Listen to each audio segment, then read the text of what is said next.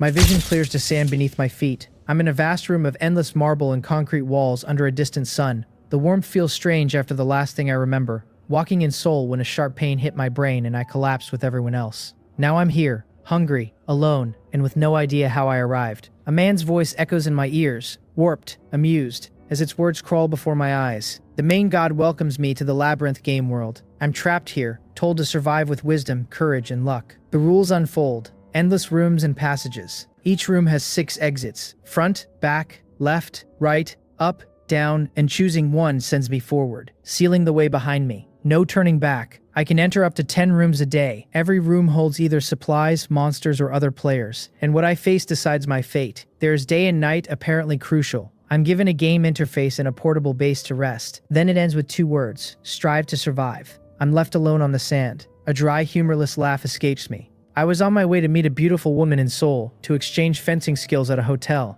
and before I even checked in, the main god dragged me into this world. I shout at the sky, demanding to be sent back, swearing I'll stop fooling around, but there's no response. From the novels I've read, a main god usually runs reincarnation teams, not some absurd labyrinth game. Whoever is behind this must be a smug lunatic with a twisted sense of humor. I open the interface and check my inventory. Just a rusty iron shovel and a junk tier base remote. The shovel claims the rust won't affect it, and that it might outlast me. The remote promises that if I build a palace, I'll be its emperor with a harem. Every description drips with the main god's smug sarcasm, confirming he's a complete jerk. I sit in the sand and review the rest. A room counter at 0, full health and condition, level 1 with no experience. A chat panel sits in the corner, world and regional channels, 1 message per day. There's also an auction house, player trading and crafting recipes, bread, 50 grams of flour and 100 milliliters of water, a stone knife, 1 piece of stone, a spear, 2 pieces of wood. Crafting needs real materials and rare items require blueprints. If I want to live, I'll have to scavenge. The world channel is chaos. People crying about gods, transmigration and death games. One man questions his faith, another mocks him. A third calls this what it is. Not survival, but a death game. None of it helps. I need strategy, not panic. I switch to the regional channel. A fixed 1,000 players, each with a real face, name, and level. Nickel suggests tapping walls for echoes. Sanseol says the walls aren't what they seem, indestructible, soundproof. Byong laughs, cursing his old job, shouting he's finally free. Everyone is level 1. No one is moving. I glance around the sandy room and feel the same instinct. To wait, to watch, to let someone else go first. Charging ahead is how you die. Called survival, but really death. That settles it. I'll be more cautious than the rest. I take out the remote control and press the switch, and a battered thatched hut materializes in the room in front of me. The base is dilapidated and drafty but functional. Inside, I can store items beyond my backpack's capacity, and the items are shrunk down inside as if it were a game. When I am exhausted, I can rest here, and as I upgrade the base, it will expand and gain new functions like farmland, production rooms, even turrets to make it a fortress. I close it back up, sit on the sand, and watch the sky dim. Hunger comes in waves. As a modern person who eats 3 meals a day, going hours without food or water is genuinely unpleasant, and the chat fills up with the same complaints. Bokdu offering 1,000,001 when the game ends for a single piece of bread, Gang Hei freezing in a snowy room, Qianwu telling everyone to stop using each other as guinea pigs and start moving. Nobody moves. I steel myself and stand up. I have to act. Staying still is worse than risking the next room, and if there is a monster, I still have stamina to fight it. Just as I step toward the front passage, ready to push the door open, a line of text shimmers into existence in front of me. It tells me that walking into this passage will drop me into a vast ice and snow room with nothing inside, that I am wearing light summer clothes, and that if I am unlucky, I will freeze to death. I freeze on the spot, staring at the text, my mind catching up. The information is telling me what is inside the next room before I enter it. I memorize the passage hint, half afraid the text will vanish if I look away. But the text does not vanish. It keeps showing up as I approach each passage in turn. The left passage will give me a venomous snake and some wood, and although I have eaten snake before in the south, I have never tried to catch one and would only get myself killed. The right passage offers more desert. With lizards I might be able to catch if my skill were decent, which it isn't. The rear passage is empty. The upper passage has water and food and nothing else. The lower passage holds water, food, and other good things. All 6 passages have prompts, but the most valuable is the lower one. I scan the world channel to see whether anyone else is being told this kind of thing, and the answer is obvious. Nobody is. Players are rushing into rooms blind, getting stung by hornets, finding empty desert, despairing. Only I can see the prompts. I narrow my options down to 3, wait and starve, out.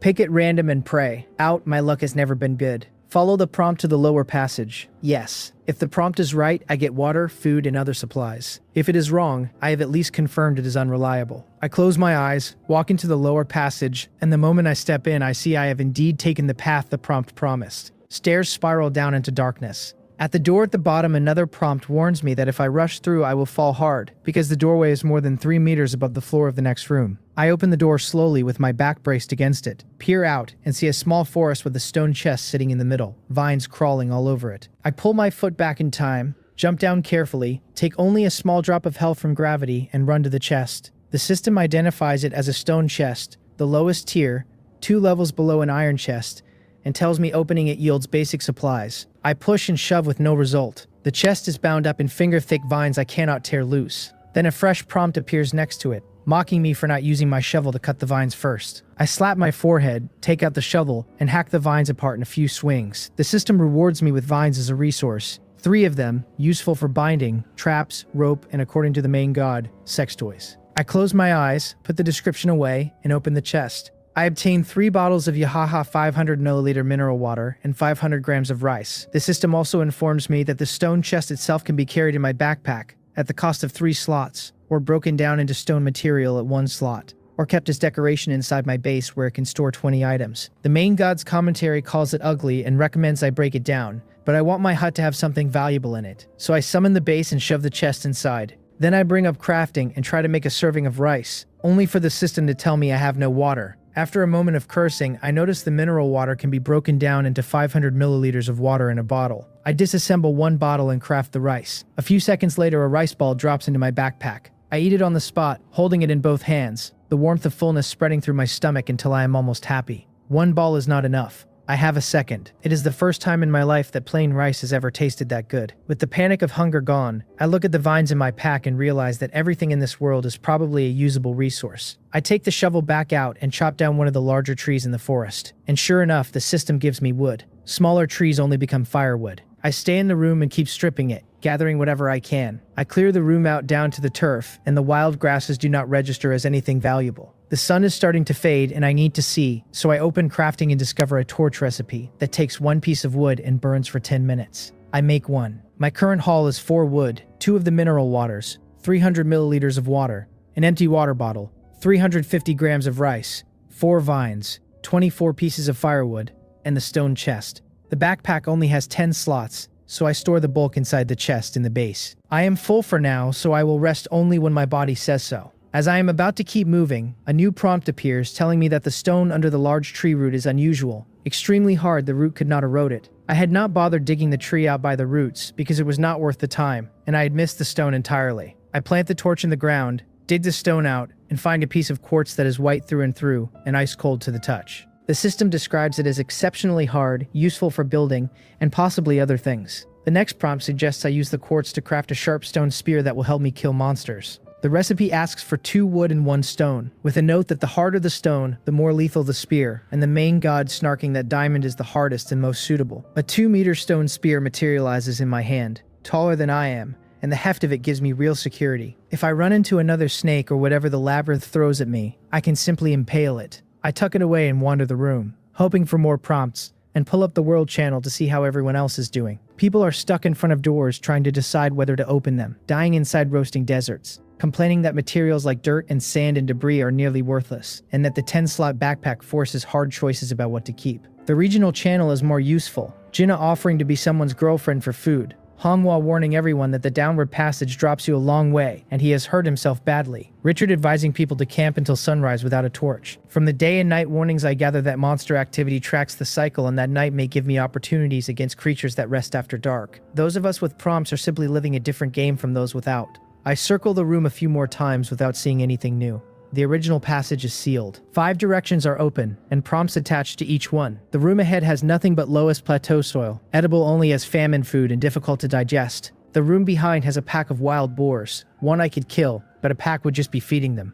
The left room has a pool with fish I cannot reach because my swimming is bad, though I could at least gather some water. The right room has a wooden chest. Finding it requires some skill, and the contents may surprise. The lower room has food, but the doorway is 3 meters off the ground and I have no way up. Without hesitating, I pick the right room and head toward the wooden chest, since the prompt has already proven its worth. The right room is a set of weathered ruins, stones crumbling at a touch, rusted weapons, broken human bones scattered everywhere. The whole place gives me a chill, but I push through and search, picking up a human skull, which the main god recommends as a wine cup, an intact porcelain bowl, and wall bricks for upgrading the base. I will not touch the bones beyond glancing at them. The wooden chest is nowhere visible. Then prompts begin to feed me directions. Walk forward to the central area, look for a stone gate. Do not rush in or weathered stones will collapse on me. I find the gate. The next prompt points out a small, severely weathered red stone on the right side of the gate that I should shatter to bring the whole thing down in a controlled collapse. I strike with the shovel, the small stone shatters, and the gate trembles into a chain reaction. I retreat fast, watch the stones come down in a cloud of dust, and then walk into the inner space, where prompts guide me to a pile of bones that hides a wooden chest beneath them. But before I can reach in, a fresh prompt stops me cold. It asks me whether I know why so many human bones are piled on top of this wooden chest, and answers itself, because those fellows are all dead. The hint hovers right around the chest. My whole body comes to a halt and a cold sweat breaks out over me. If it weren't for the hint, would I have died here just like these people? I step 3 full steps back and eye the chest, unsure how to proceed. The next prompt explains, this is no ordinary chest. It is a treasure chest monster, and if I charge straight up to it and reach my hand or head inside, it will reveal its true form and tear me to shreds. Looking at the skeletal remains littering the floor, I see the descriptions match. Every body is either missing its hands or missing its head. I gulp hard. The next prompt tells me to use the stone spear, pry the lid open, and then drive the spear hard through the gap to kill the creature inside. I take a long breath, force my fear down, ease the lid up with the spearhead, and then thrust with everything I have. A whistling shriek tears from the chest as black-bristled limbs sprout from its sides and the body cavity opens into a maw of arrow-sharp teeth. My spearhead sinks into a long red tongue. The system tells me this is the main god's proudest creation, designed to toy with players, and that killing it will give up its treasures.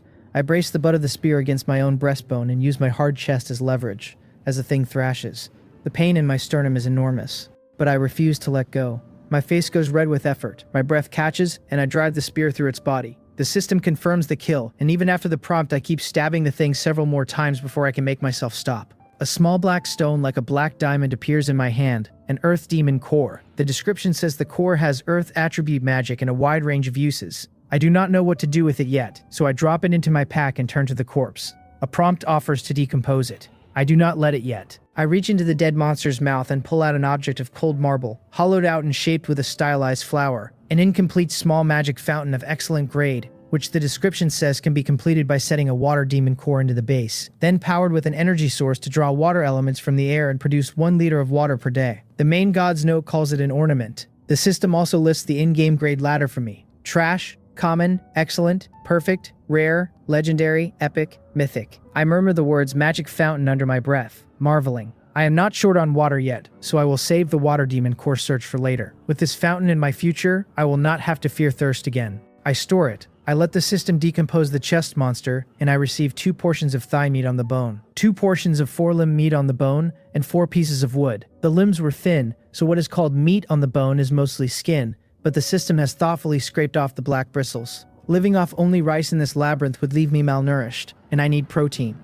I rest a moment, sweep the room again, and find nothing but a large quantity of wall bricks, which I collect because they take only 1 slot no matter how many I haul. I am going to need them to upgrade the base. I move forward into the next room, which holds nothing but iron ore, and I take 10 pieces. Then I move left into a room with a bit of food, and add 500 grams of flour and 50 grams of sesame oil to my pack. By the time I have all of that, my body is finished for the day. I open the steamed bun recipe, 50 grams of flour, 100 milliliters of water, 3 firewood, and the grilled treasure chest monster forelimb recipe, and I make myself a meal. The buns are fragrant. The grilled meat tastes embarrassingly gamey, like cheap mutton. The system seems indifferent to taste. I light my own fire and grill the rest of the skin myself, which takes a while, and I spend the time scrolling chat. Players have been finding strange things. Earthworms that supposedly taste like chicken, accumulated materials but no water, a man who dug up turf to see what was beneath while a bull stood and watched. I check the regional channel and see that the population has dropped from 1,000 to 888 in a single day. The missing have died to the labyrinth's monsters. Sui has rice but no water and is gnawing on it dry.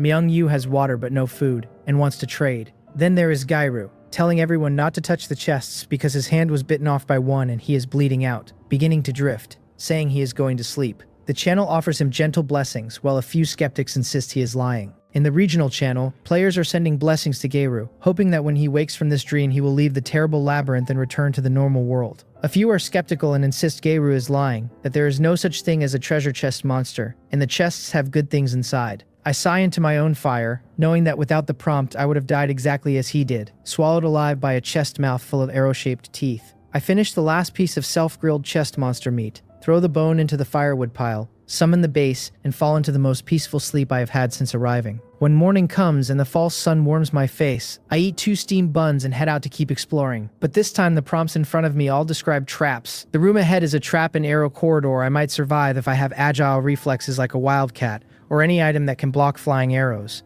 The left room is a tropical rainforest in mountain leech breeding season. Rushing in is suicide. The right room holds a riddle wizard who will reward correct answers and kill me with magic if I cannot answer. The room above has 2 centaur archers who will turn me into a hedgehog. The room below is an escape room I might solve with my prompts but cannot complete because I lack a key item. Every direction is dangerous. I rule out the leeches first because I have seen documentaries about them. I rule out the riddles because the game is too new for me to know its lore. I rule out the centaurs because in Warcraft those things ran fast and shot accurately, and even an arrow-blocking shield will not save me from being chased through their range. I rule out the lower room because I lack the required item, and if I do not have it, no other player has it either, so no auction will save me. That leaves the trap room, and the prompt explicitly says a tool that blocks arrows is enough. I open crafting and look for defensive items. The wooden shield blocks ordinary blows but can be pierced by powerful arrows and has poor durability. The leather shield, wood cord and animal hide covered, blocks most damage but still loses to powerful arrows. The iron-plated shield is wood cord and iron-faced, and the description calls it invincible in the early game until durability runs out, with ordinary arrows unable to pierce it. The armor recipes, cloth, leather, light, heavy, all require blueprints I do not have, but the iron-plated shield does not, so that is my answer. The recipe needs 3 iron plates, 1 wooden hammer, and 5 wood, and the iron plate recipe needs 5 iron ore, a wooden or iron hammer, and 5 charcoal or coal. I have 10 iron ore, enough for 2 plates. I need 5 more. I cannot make an iron hammer, but a wooden hammer takes 2 wood and the hammer's durability simply decreases with use, rather than disappearing on success. Coal can be bought, but I can also make charcoal. Very efficient. With those substitutions in hand, I just need 5 more iron ore. I open the chat and look at what other players are doing. Many are unlucky, encountering monsters and arrows instead of food and water. The regional channel has shrunk to 834. The most common message in chat is the cry for water and food. I have plenty of food right now. Flour and rice, enough for several days. And the magic fountain in my future means water won't be a problem long term. So I list rice on the auction. My listing offers 100 grams of rice for 1 water demon core, or alternatively, 5 iron ore or 1 iron plate, and the moment it goes up the chat detonates. People are screaming about a rich man trading actual food, asking what a water demon core even is, and whether anyone knows. Someone notes that at this stage the only precious things are food and water, and that a man who can take rice out of his bag must have a warehouse of it back home. Someone with iron ore but no rice begs me to trade. The screen scrolling is so fast I can barely read it, and on top of that come the private messages. A self-described little rich lady from the south offering me her body and her family fortune for 100 grams of rice. When the game ends, a man with a lot of wood asking for 50 grams in exchange for 20 wood. A player offering iron plate and a pile of sand for the rice. Many of them, but not one with a water demon core in hand.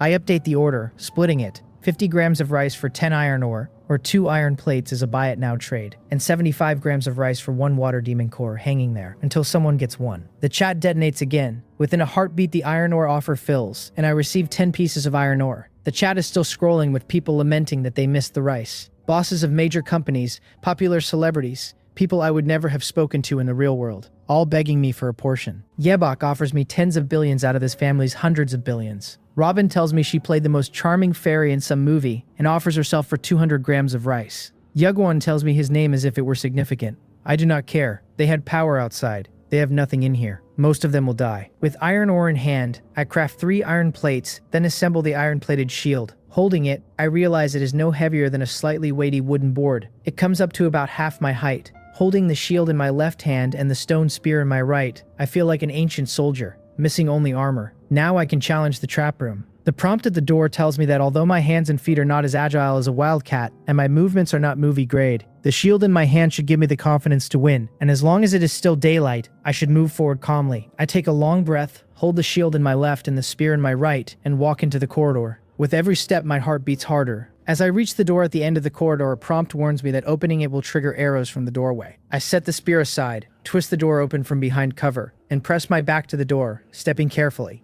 A whoosh of arrows fires past as the trap discharges. Sweat pours, my face slackens, and I exhale. I would already be dead without the prompt. The next instruction tells me to enter quickly and raise the shield. The shield gets heavy as the first internal mechanism activates. I drop my head, charge in with the shield up, and arrows clang against the iron plate as a recoil shock travels up my arms. The next prompt says the marble tiles will collapse if I stay on any of them more than 3 seconds. I keep moving. Behind me, the tile shatters, and a deep pit yawns open beneath where I had stood. Falling in would be the end. More arrows come from the front. The rain does not stop, and any time I pause to absorb a volley, I lose the precious time I need to keep ahead of the floor. The next prompt points out a metal lever by the wall ahead that I can smash with the shield, since pulling it will activate or deactivate a portion of the traps. 10 meters in front of me, the lever sits caked in bronze rust, shimmering faintly in the false sunlight. I want to sprint, but I cannot stop blocking arrows, and every pause means the tiles behind me eat more ground. The webs of my hands have split and bleed onto the shield grip, but the pain keeps me sharp.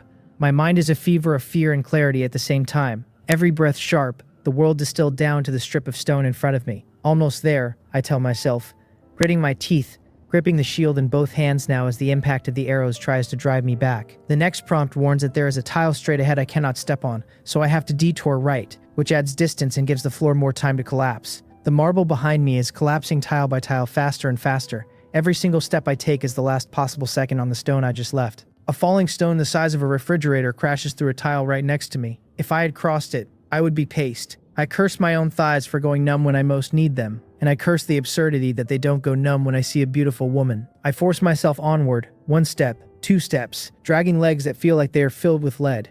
I calculate at the next step the tile under me will fall away. That's it, I'm finished. Then the prompt screams at me to smash the lever with everything I have. I close my eyes, raise the shield, and bring it down on the lever as my back foot dangles over nothing. The lever drops with a heavy clank. The tiles stop collapsing. I crash to the ground, my back leg unsupported, but I keep the shield up in front of my face against more incoming arrows. My face is pale and tinged purple, my eyes shot through with red. I have used up the bravest part of myself. I get to a safe spot and only then look back at the abyss behind me. From below comes a low, terrifying roar, and my chest tightens. When you gaze into the abyss also gazes into you. There is something even worse down there. Without the prompts, I would already be feeding it. I do not look long. The next prompt tells me to raise my shield and walk forward to take what is mine, that there is no more danger. The arrows are coming from mechanical crossbows mounted ahead. I raise the shield and inch up to them. Then the prompt directs me to pick up my spear and destroy them. I jam the stone spear into one of the crossbows, and the parts inside snap.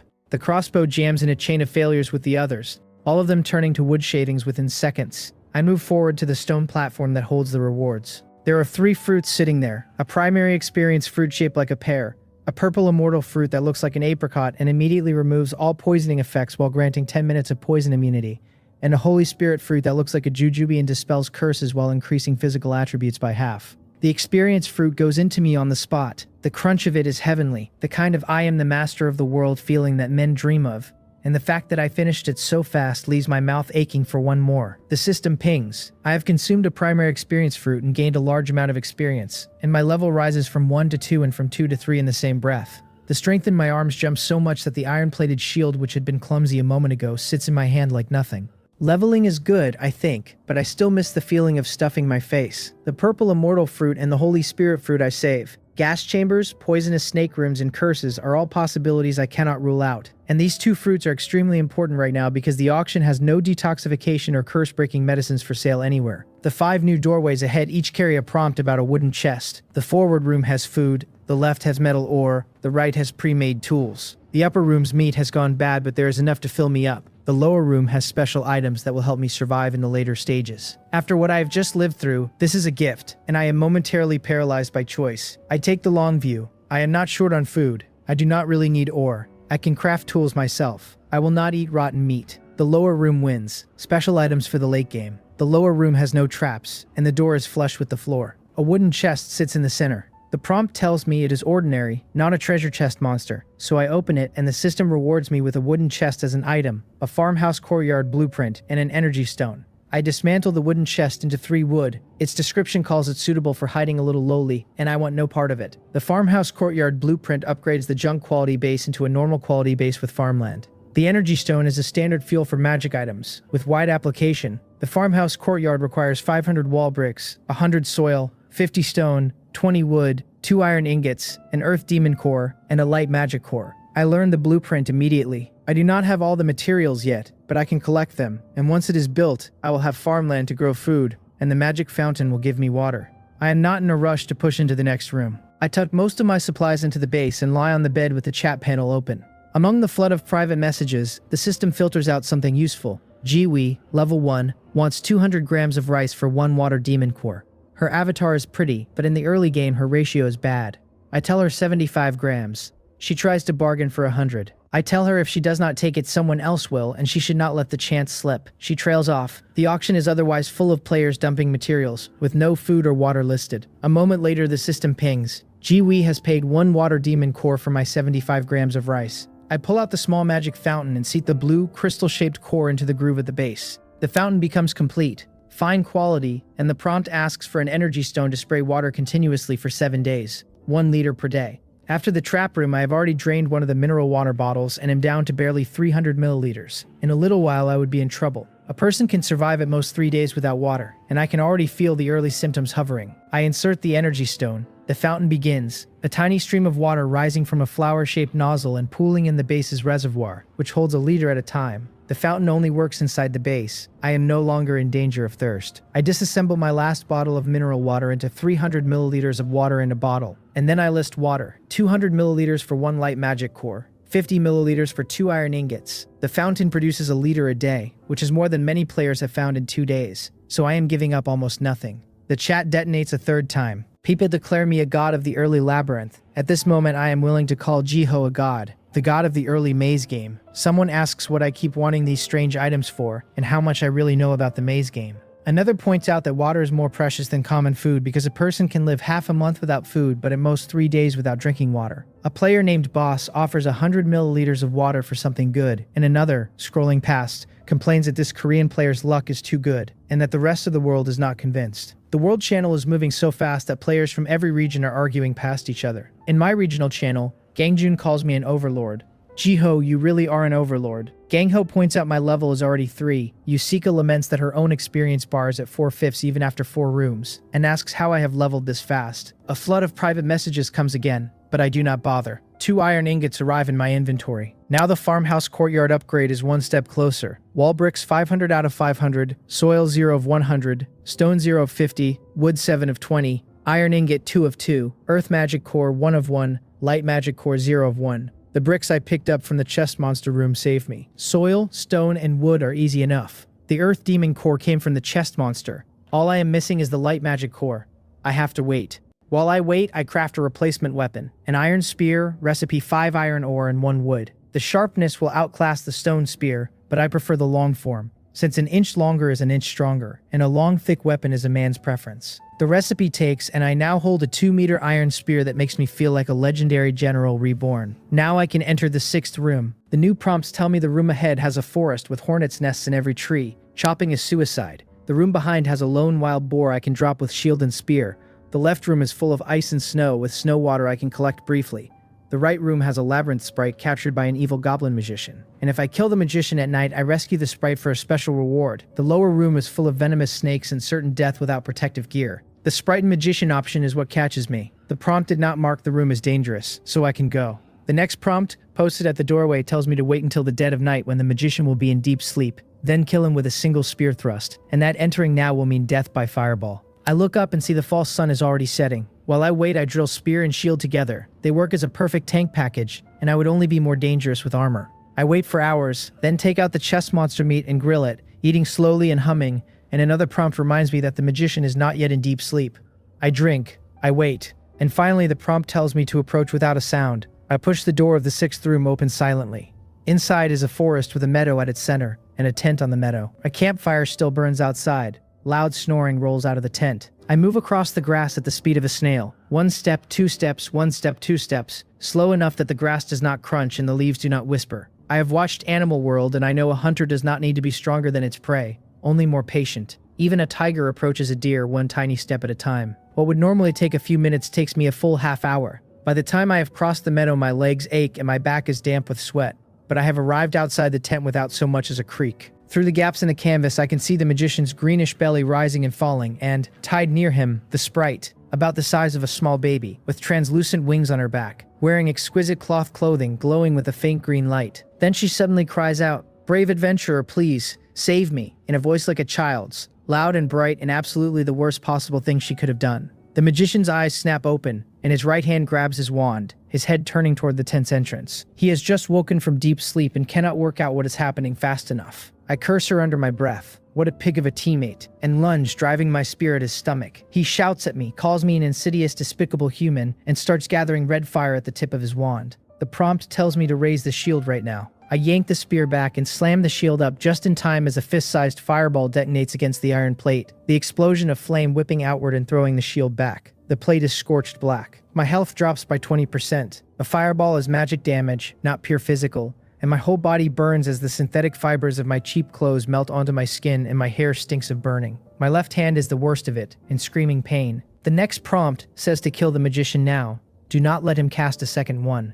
My desperation is what carries me. I drop the shield, grip the spear in both hands, ignore my hand, and drive the spear into his sternum with everything I have. At level 3, I have 1.5 times normal strength, and the spear punches through skin, threads down between ribs, and shreds his organs. Goblin anatomy may be different from human, but everything inside dies regardless of which side it is on, and the magician's eyes go wide and he breathes his last. The system pings me twice for killing a higher level enemy, and I jump from level 3 to 4, and 4 to 5. My left hand is genuinely ruined now from forcing it through the kill. The system tells me my left hand is fractured, advises a healing potion, and I have no idea where to find one. Then the next prompt tells me not to worry. Go untie the sprite, she can heal me. I cut her bonds with my right hand.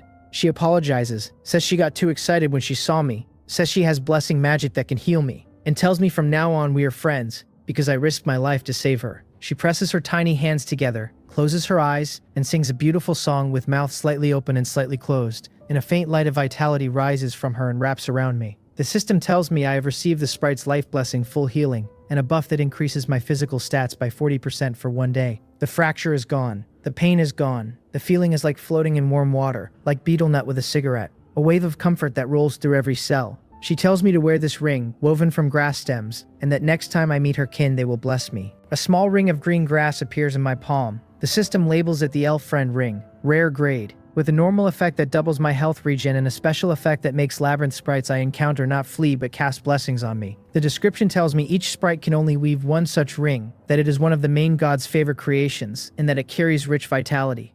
I stare at the ring in surprise. Rare grade items should not appear until the mid-game, and should still be uncommon then. In the early game, even perfect grade items are rare, and a ring like this is an early game artifact. I think about it and understand the design. Saving a sprite from a goblin magician was almost certainly meant to be impossible for an early game player, since most of them have nothing in hand, not even a stick, and would simply burn under the fireball. The ring is the prize for doing the impossible, and the only reason I am holding it is because the prompts let me do what was supposed to be undoable. I tell Nicole goodbye, wish her safe travels, and call her Little Nicole. She flaps off into the air, smiling. The system asks if I want to salvage the magician. I do. I obtain Goblin Secret Drug ×1 in a green glass bottle, the Goblin Healing Herb Recipe, Goblin Meat ×5, Goblin Blood 500 milliliters, and an Energy Stone. The Goblin Secret Drug, an excellent grade item, increases strength by 30% on consumption, but it is extremely bitter and must be taken with something sweet, or its effect is halved. I have nothing sweet, so I save it. I learn the herb recipe immediately and the parchment dissolves into white light.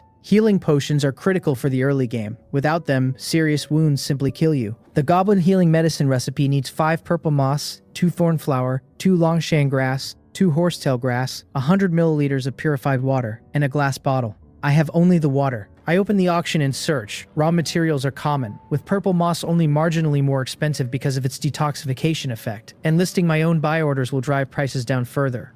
There is no healing medicine for sale anywhere, because medicine is too precious.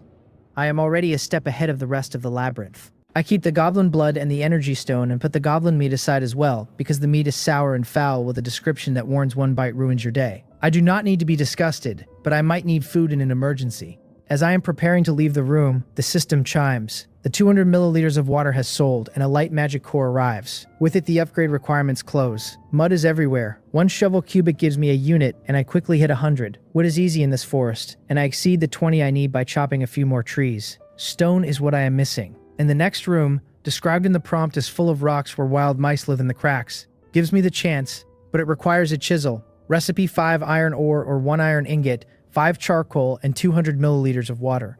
Other players might balk at spending water on stone, but with the magic fountain I do not have to think twice. I make the chisel, smash the rocks, and harvest more than 100 stones. These are ordinary, not the special quartz I found earlier. With everything ready, the system asks if I want to upgrade. I do. The remote pops up, my hut shimmers, and after a moment the dilapidated thatched hut has become a farmhouse courtyard, normal quality, with 2 living spaces and 4 farmland plots. The description calls it a happy farmhouse that might remind me of childhood. The interior has gone from drafty wood to a real home. While other players are still trying to find food and water, I have taken a long step forward. The living space description tells me I can place special functional equipment there, and the small magic fountain does not occupy that kind of space, so the gear that does must be unusual. I walk over to the farmland and step on it twice, and something deep in my genes wakes up. It is a shame I have no seeds and can only stare. I am tired. To kill the magician I waited from day to night, then did heavy labor, and the life blessing buff has not run out but is running thin. I will sleep. In the past I would have scrolled my phone in bed. Now I scroll the channels. Players are pinned in rooms with wolves they dare not move on. Others are dying for healing medicine. Others are begging Brother Chio to come back and sell water. Once you have demonstrated a thing, people decide you are a wilderness expert, and I let them think it. In the regional channel, Ji-Wei tells everyone to make a weapon, so they can fight back when they meet beasts. Hyun-sung calls her the #1 person under that man. Yu calls me terrifying for already being level 5. Jae-sung confesses he tried to slaughter a sprite and got cursed. Seoli shows off a normal grade combat knife from a treasure chest. The gap between me and them is wide. Sleep takes me down quickly. I wake up and step into the 8th room. It is an orchard. Most fruit has rotted or turned poisonous, but the tangerines are still good. I take 9 of them. The system labels them sweet tangerine, common quality, a main god variety that is sweet and edible. In the real world, I would not have been excited by a tangerine. In the south, you can buy 2.5 pounds for 10 won. But here I bite into one and the fragrance fills my mouth. The peel peeled off carefully. The chew of it slow and almost tearful. The main god's twisted humor aside, the things he creates are surprisingly decent. Now I have something sweet. I take out the Goblin secret drug. The bottle is a black-green stagnant watercolor, and the smell hits me before the taste, foul and rotten. I peel a tangerine, put it in my mouth and pour the drug after it. The bitterness is enormous, with a numbing edge beneath, and I bite the tangerine hard to neutralize it. Only then does it smooth out. The system confirms my strength is up 30%. The medicine warms in my belly and a current flows through me. My muscles actually grow under my skin and split my genes in several places. With the iron-plated shield and the iron spear, I look like an ancient general. A man who feels his own strength wants to find someone to test it on, the way a rich man wants to spend money on women. And I want a labyrinth monster to test mine. I prepare for the 9th room. The new prompts tell me the room ahead is a swamp needing special equipment. The right room has an iron chest guarded by an adult quill-spiked wild boar. I risk injury, but the chest's items are critical for my future survival, so I should give it a try. The left room is empty. The lower room has water and a rotting wild dog with disease. The quill-spiked wild boar is not a normal boar, and after my adrenaline-fueled certainty earlier, I hesitate. The opportunity carries the risk. Without risk, there is no opportunity.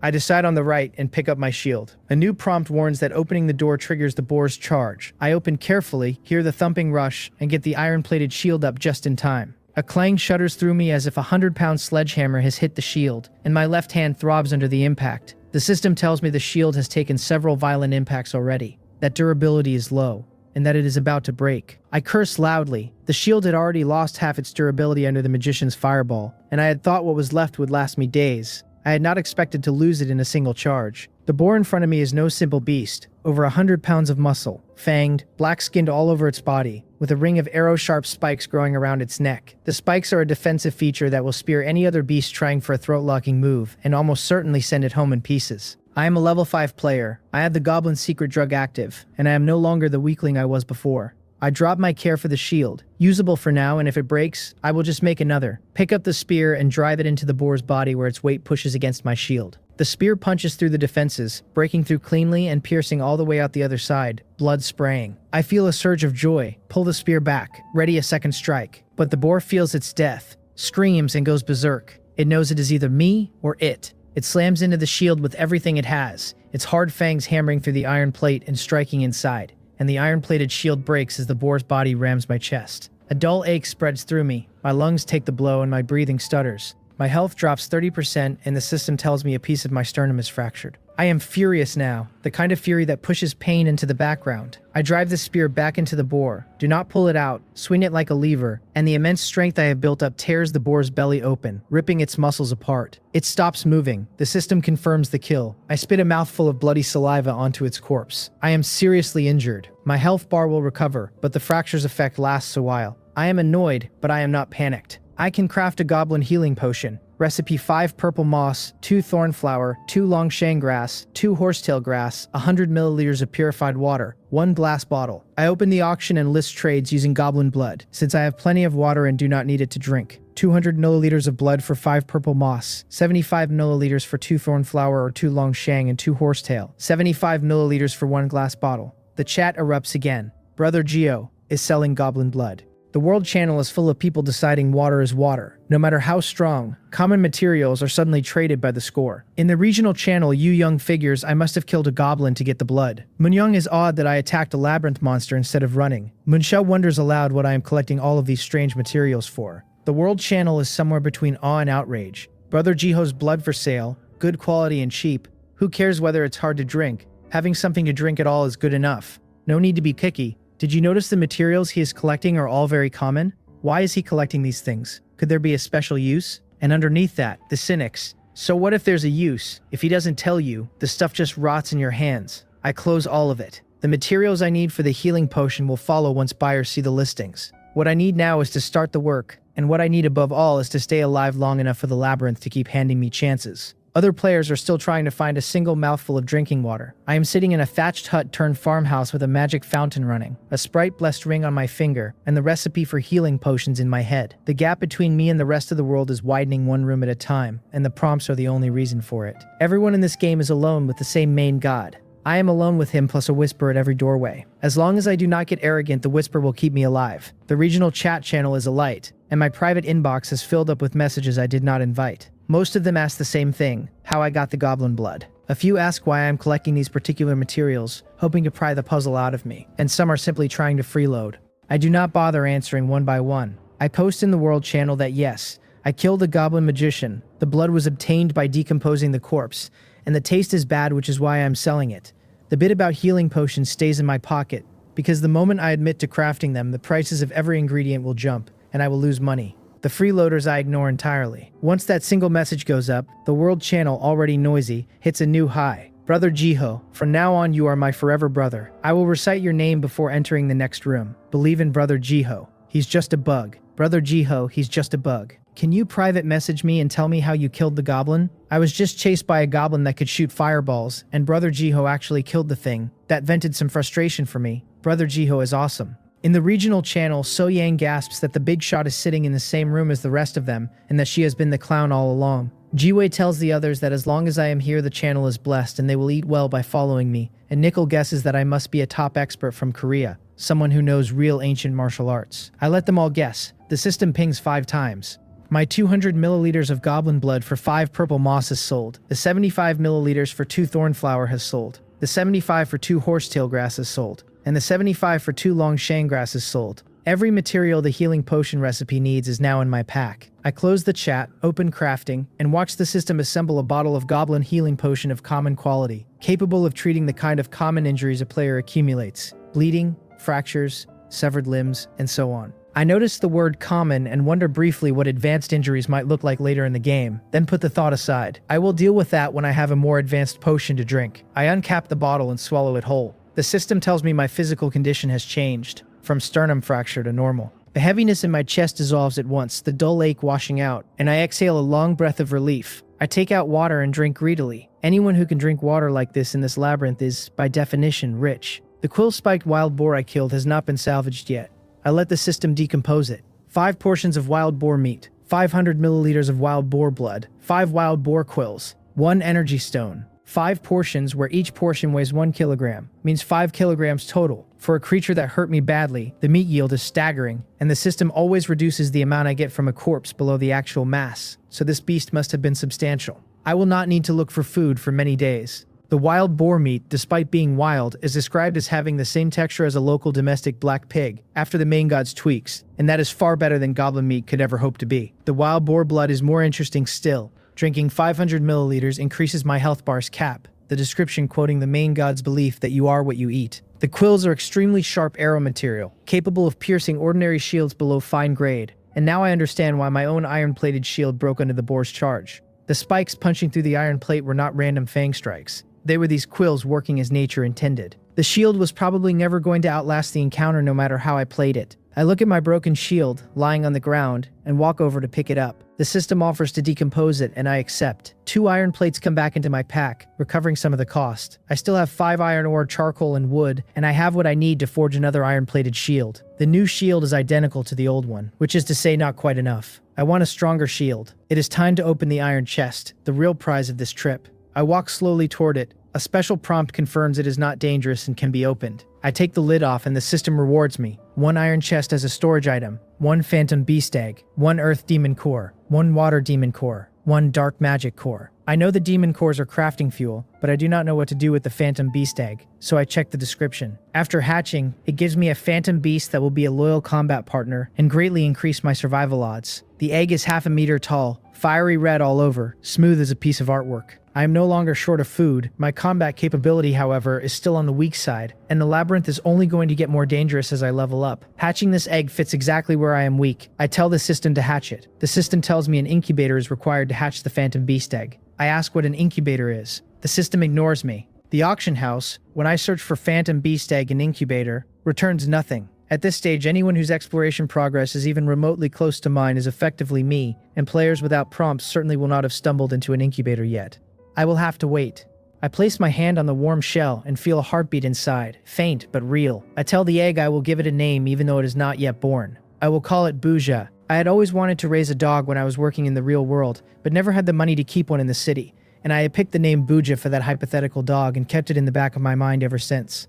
Money was never quite enough. Raising a dog in a big city was hard. The pet I now have was not the one I planned for, but the name fits. After picking the name, I eat a little rice, rest, take up spear and shield, and check the rooms in the next directions. The room ahead has some pornographic books. The main god's commentary suggests I might want them if lonely and bored, and I do not. The left room is full of poisonous insects, and although I have antidotes, I have no protective gear, so I would only end up running around the map after being stung. The right room has a patch of quicksand and yellow soil and gives me nothing if I pass through. The room above has a goblin magician currently hunting prey, and I would only become his prey if I climb up. The lower room is described as interesting, a main god game designed to play with human hearts, and the prompt encourages me to enter it and expose the twisted setup. I smile at the prompt. The main god wants to toy with players, but he cannot toy with me. I head down. As I walk the stairs, I wonder what kind of underhanded design awaits, whether it is the same kind of trick as the trap room where opening the door triggers hidden arrows. In the main god's eyes, every player summoned here is an ant to be crushed for amusement. At the entrance to the next room, the prompt offers no danger signal.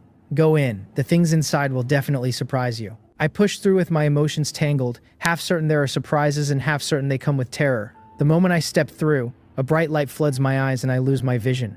The main god's flamboyant voice rolls out, the same one that greeted me on arrival. I am welcome to the treasure raider's room. He calls me both lucky and unfortunate. The lucky part is that this room is filled with treasure chests and any treasure I find is mine. The unfortunate part is that some of the chests contain not treasure but terrible traps and monsters. And the more chests I open, the more likely I am to release a monster. He calls me a greedy and foolish human player, and tells me to make my decision. Do nothing and end with nothing, or open chests, reach the peak of life, then fall. Everything is in your choices. The voice fades and my vision clears. I am standing in a room paved with marble, with treasure chests of every type laid out before me. Stone, wooden, iron, bronze. They are arranged in 4 rows of 5, each placed neatly on the marble, looking like beauties half undressed in sexy uniforms, waiting to be chosen. The main god's design is genuinely cruel. A player who is too cowardly to open even one chest will regret it later when a real obstacle appears that this room could have solved. A player too greedy, opening one and being fine and growing bold, will detonate himself in due course. The main god is enticing greed and punishing cowardice at the same time. When others fear, I am greedy. When others are greedy, I fear. I have the prompt, so my goal is clear. I will open every chest I can here and leave nothing for the main god. I walk up to a stone chest and the prompt warns me not to open the low-tier chests yet, because the Treasure Raiders game has unique rules. The first chest I open is guaranteed to give me good things to entice me to keep going, and if I waste that on a stone chest, I will only get a slightly above average stone reward. The prompt sends me to the bronze row instead. I walk past the low-tier rows and stand in front of the row of bronze chests. The system tells me a bronze chest is the lowest of its tier, only 2 levels below a gold chest, and opens to give some decent supplies.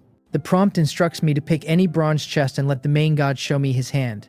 I stop in front of the middle one. My heart is pounding, my hands are sweating, my eyes are open wide. I take a deep breath and silently call on whatever deity might be listening. Buddha, the old heavenly master, the goddess of luck, and tell myself this is a once-in-a-thousand-year opportunity. I open the chest. The system gives me a rare grade castle blueprint, a perfect grade backpack blueprint, 5 energy stones, and the bronze chest itself, which can be kept or dismantled. 4 items, my backpack capped at 10 slots and now full. I check the most important item first, the castle blueprint, rare grade, allowing my portable base to upgrade into a castle and unlocking many functions. The cost, any perfect grade portable base, 100 earth demon cores, 100 water demon cores, 100 fire demon cores, 100 fire demon cores, 100 dark magic cores, 500 energy stones, 2,000 wood, 5,000 stone, 200 iron ingots, is enormous, but the description sells the dream. The castle is rare quality, with a common effect of granting massive living space fields and entertainment venues, a special effect of being settable to war state with full firepower, another that allows continual upgrades to facilities inside, another that lets me hire other players as servants.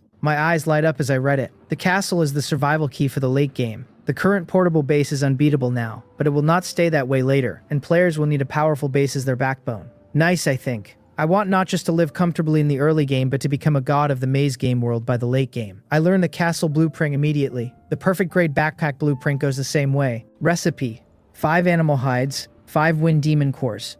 The backpack has 50 slots, adds enough back defense to be equivalent to wearing a leather armor, and increases my movement speed by 20%. The description calls it a backpack of animal hide that can not only store items but defend against arrows from behind, and even let the wearer move as fast as flying with the help of the wind demon core. Unlike the castle, this backpack I can build right now. It is exactly what I need for survival at this stage. 50 slots, defense, mobility. Together they let me sneak in, snatch rare items, and run while taking attacks on the back. The backpack absorbs the hits while the speed boost gets me out. Once I clear this room, I will go to the auction and gather materials. The system tells me my 10-slot backpack is full and asks if I want to dismantle the bronze chest. I do. 3 bronze ingots return to me. That frees 2 slots, but not enough. I dump the rest of my pack into the base, keeping only the purple immortal fruit and the holy spirit fruit on me for poison and curse defense, so I can ensure my backpack is empty for what comes next. The next prompt warns me, I cannot open any more bronze chests right now. The remaining 4 either contain maze monsters, deadly traps, or are themselves treasure chest monsters. If I were strong enough, I could kill them, but at my current level I would only be feeding them. Go open the next iron chest. I feel a flicker of regret. A single bronze chest gave me this much. Another one would be the prize of a lifetime, but the special prompt has been right too often for me to ignore now. Don't be greedy beyond your capabilities. I calm down. I am holding broken equipment and have to use my wits, not force. And being greedy when you cannot back it up is the road to death. I move to the iron chests. The next prompt names which one, among the 5 iron chests, 4 contain danger, but only the leftmost one has good things. I walk to the leftmost iron chest. After bronze, my excitement for an iron chest is muted, but when the lid opens and the rewards hit my pack, my heart still trips. I get a fine-grade anesthetic powder recipe, a one-time use phantom beast incubator, and a small magic fountain. The incubator comes first because it is exactly what I need. Place the egg on the incubator, and after 1 day, a phantom beast hatches, with attributes increased by 10% because of this specific incubator, and the incubator vanishes after a single use. I now know what the farmhouse courtyard's living space is for. It is for special items like this. I open the base and place the incubator, which looks like a large bird's nest, into the spare living space next to the master bedroom. Booja, come out quickly, I think, and I place the egg on it. The system begins a countdown, 23 hours, 59 minutes, 59 seconds. I do not leave the base. I take out the second reward, the small magic fountain. I already have 1 running, but a second one will double my output to 2 liters per day, which is enough for daily life. I have plenty of energy stones now and activate this fountain too. The anesthetic powder recipe I learn at once. The anesthetic powder, fine quality, requires colchicum, Paris polyphylla, Gastrodia elata, and rhubarb in pairs, can be applied to edged weapons or mixed into food, and paralyzes the enemy when it enters their body. I will craft some later for emergencies. The next prompt addresses the wooden chest row.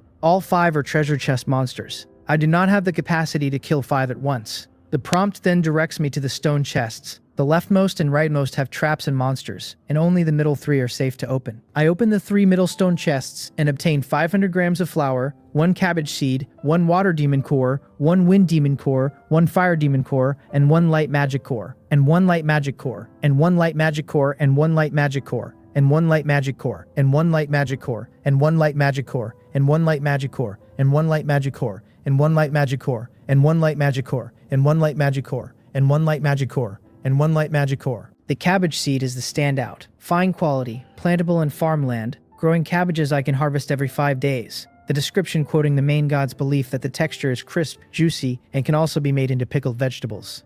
I do not plant it yet. I am about to leave. As I move to choose my exit, the main god's voice returns, this time wheedling. He asks if I am not going to open a few more, complaining I have only opened a handful. He insists the bronze chests still hold rare grade items, then divine artifacts, that he has never seen a man so cowardly, that I should go all in, and that if I win I get the high life and if I lose I go work at sea. He calls me a fellow countryman and begs me not to leave. I ignore every word and walk straight to the door of the room ahead. The prompt confirms, the room ahead has nothing but is the safest exit, and the other 4 directions all hold terrifying labyrinth monsters arranged to ambush me. The main god has already lost. This is his last attempt to make me lose along with him. I rest in the next room, an empty floor of sand and dirt, and sit on the ground with a smile. The system pings me with the title Cowardly Man, granted by the main god in spite. The title will be displayed in the regional channel beside my name. I am told I have passed the test of the Raiders of the Lost Ark Room and gained a large amount of experience, leveling from 5 to 6. The title system is unlocked. I open the title to read it. Cowardly Man, rare grade, normal effect none. Special effect taunts from other players, plus 999. Description mocking me as a man so cowardly he wouldn't even open treasure chests. The main god's pettiness is impressive. The taunt magnet effect is useless to me, since chat insults are not threats, and the title overall has no real game effect. I get a rare grade item that does nothing, but then I also picked up a castle blueprint, a perfect backpack blueprint, an incubator, a healing recipe, and a cabbage seed in a single room, so the trade is in my favor by orders of magnitude. I open the base and lie on the bed in the farmhouse courtyard for a moment to take stock. I sort the items by type. Living supplies, 870 milliliters of water counting fountain output, 150 grams of rice, 750 grams of flour, 50 grams of sesame oil, 5 wild boar meat, 500 milliliters of wild boar blood, 5 goblin meat, 1 cabbage seed, 7 sweet tangerines, 1 purple immortal fruit, 1 holy spirit fruit. Materials, 3 copper ingots, sharp quills. Magic items, 2 small magic fountains. Weapons and equipment, spear, iron-plated shield, elf friend ring. Tools, chisel, wooden hammer, iron shovel. 3 500 milliliter water bottles. 1 stone treasure chest. Phantom beasts, phantom beast egg, and disposable incubator. Energy stones, 6. Magic cores, earth 1, water 2, wind 1, fire 1, light 1, dark 1. Blueprints learned, farmhouse courtyard, castle, perfect grade backpack. Recipes, goblin healing potion, anesthetic powder. Title, Cowardly Man. Reading the inventory back to myself, I have gone from a man with a shovel to a player who looks more like a god-tier expert than a beginner who only just entered the game. Ordinary players are still alone with no decent weapons, fighting monsters with iron shovels, drinking nothing and eating nothing, while I have a magic fountain, healing recipes, and a rare grade ring. What am I being complacent about, I tell myself. I haven't even taken a bath in days. Keep working. I prepare to sell some items and craft the perfect grade backpack first. The thing I do not need is goblin meat. It tastes sour and foul, and a single bite makes me feel nauseous all day. I will not eat it, but the rest of the world is not as picky and may even consider it a lifesaver. I split 5 kilograms of goblin meat into smaller portions, 20 pieces of 250 grams each. I list 5 at 250 grams for 1 wind demon core. To trade for animal hides, since hides are themselves edible and players will not give them up cheaply, I increase the offer further. 50 grams for 1 hide, making the rate 100 grams of meat per hide if anyone takes both packs. After listing, I have 3,250 grams of goblin meat left for trades. The world channel boils. Someone calls out for a piece of meat for a little fairy who is starving. Another points out that the last time I had anyone calling me a braggart, here I am again with goblin meat after the blood. Someone with hides asks for more meat. In the regional channel, Jiwi notices my level has gone up again. B. Young wonders aloud what kind of opponent he has been assigned in this room. Nickel marvels at how terrifying I must be in the real world. Ryu Hyun concedes that compared to me, everyone in their channel, even the people who were big shots before the game, is nothing. I scan the messages and stop on a private. Sunji at level 1 offers to trade an alloy shield blueprint and a toilet blueprint for meat. The toilet does not interest me. In the maze, you go where you can. But the alloy shield does. I tell him to send me the alloy shield blueprint to look at. He sends it. Perfect alloy shield blueprint. After learning, allows me to design a super durable alloy shield. The shield itself is fine quality, immune to piercing effects from arrows below fine grade with a special effect.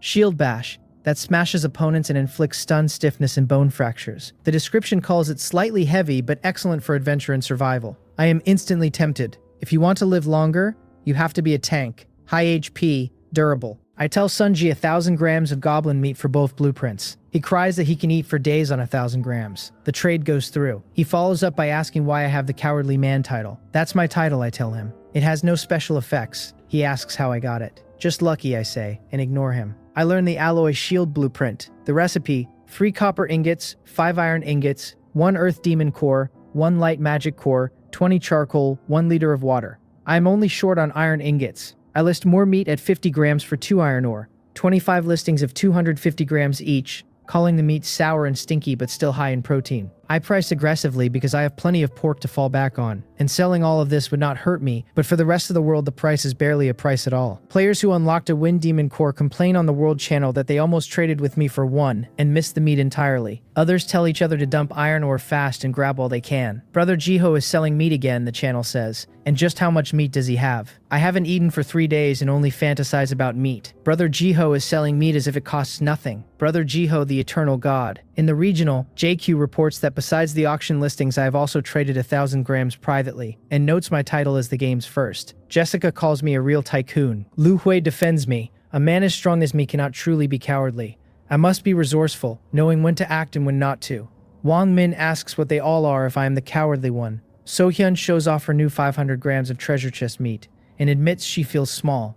The meat sells out fast and I have all the iron ore I need. I synthesize 5 iron ingots, recipe 50 iron ore, 50 charcoal, then craft the alloy shield, 3 copper ingots, 5 iron ingots, 1 earth demon core, 1 light magic core, 20 charcoal, 1 liter of water. The new shield comes out blue tinged with anti-rust coating. I am level 6, and the Goblin secret drug is still active, so picking it up one-handed is easy. Survival ability has gone up again. Then I take the wild boar blood out and prepare a meal. I light a fire, stack stones into a platform, make a stone pot from stone material, pour in water and the boar blood, season with sesame oil, and boil it down. Nice, I tell myself. The smell is wonderful, and once it is reduced, I make chopsticks and a wooden spatula from wood, scoop the food into a bowl, and eat it in big mouthfuls. The system pings. I have consumed 500 grams of quill-spiked wild boar blood, and my health bar cap has risen by 20%.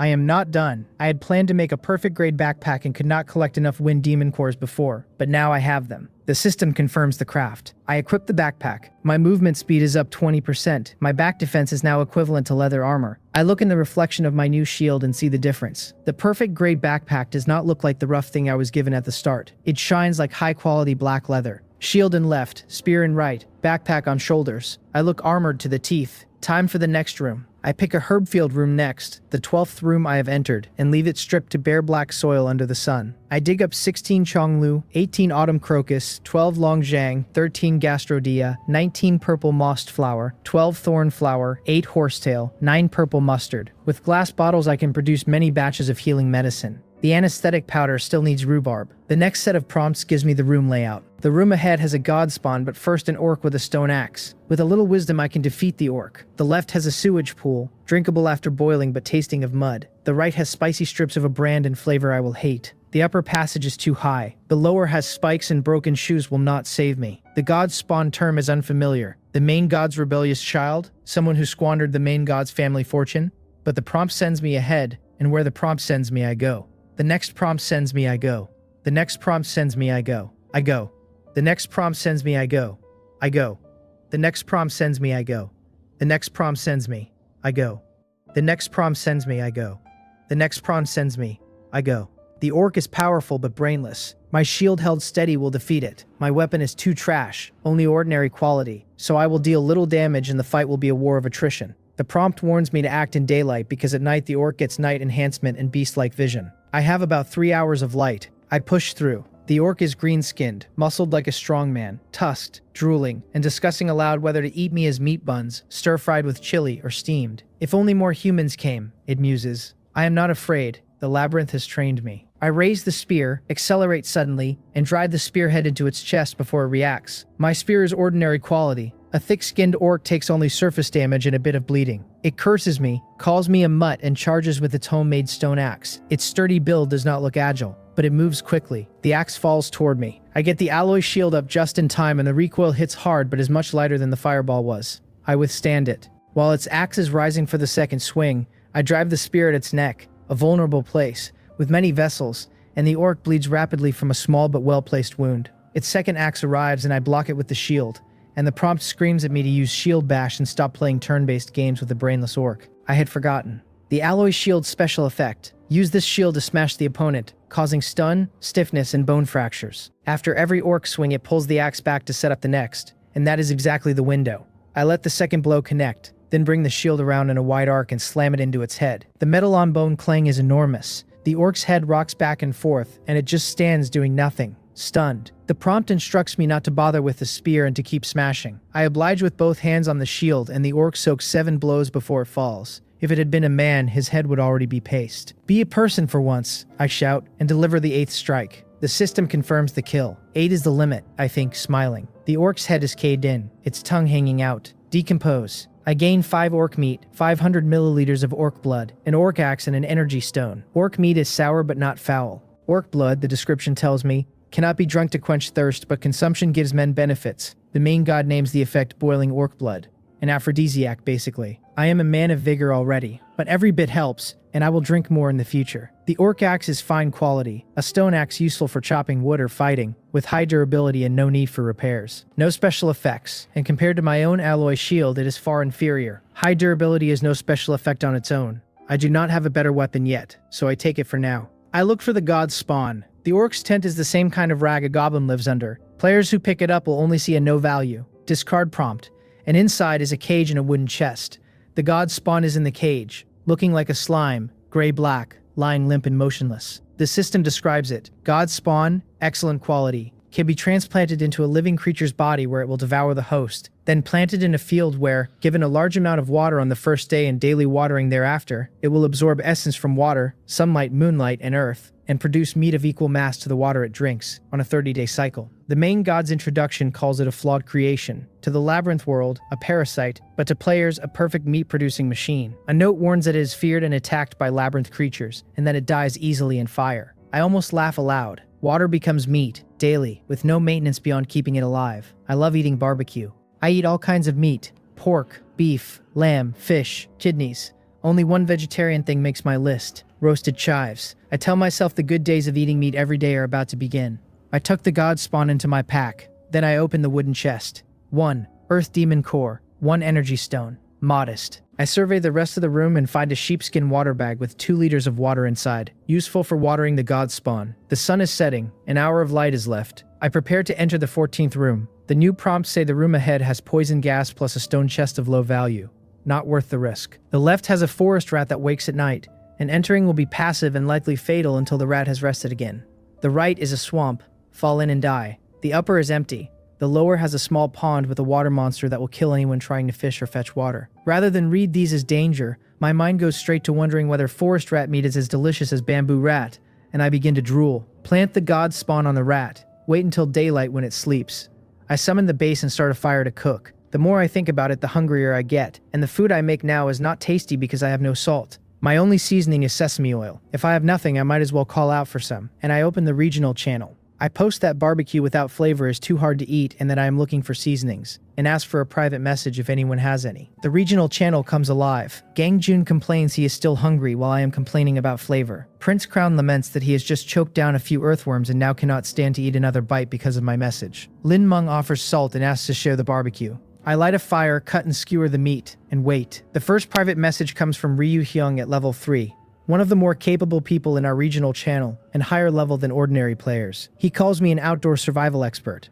I tell him I am not, and ask if he has seasonings. He keeps insisting I am being modest, and offers 50 grams of salt, 50 cumin, 50 chili powder, 50 MSG. I tell him I will take them and ask what he needs. He asks for the goblin meat I sold last time, 750 grams of the 1250 grams I have left. Traded.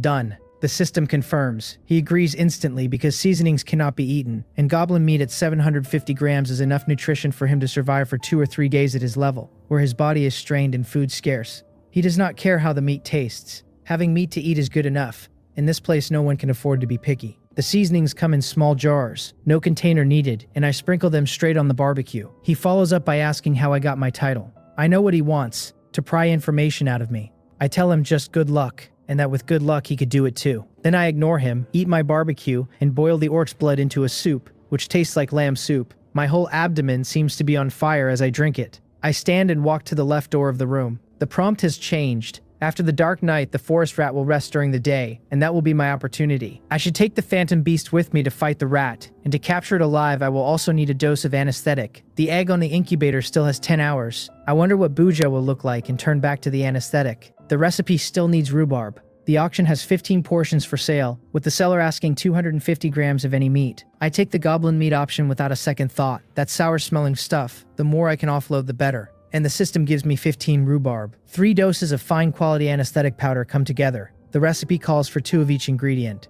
My materials would support 6, but 3 is more than I need. Each dose, the description notes, requires a container of water and should not be diluted too far or it loses effect. It is not yet dawn, so I do not mix the powder yet. I open my backpack to clear out useless items for sale. Goblin meat at 250 grams and 5 orc meat have low utility for me. I will need demon cores and energy stones in great numbers in the future. The castle alone consumes hundreds. I list a final 250 grams of goblin meat for an energy stone on a first-come first-served basis, and 20 portions of 250 grams of orc meat for any attribute demon core, advertising that even after the goblin meat sells out, the orc meat will still be there, and that its taste is better than goblin though still sour. The orc axe is not for me. I need a long-handled weapon and will use the axe for now while I list it for 10 demon cores or any equivalent long-handled weapon. The listing calls it an excellent grade weapon and a good helper for facing labyrinth monsters. The chat erupts again. Someone complains I sold 3,000 grams of meat already, and now I'm complaining about taste. Another tells me I am the fiercest man in the world,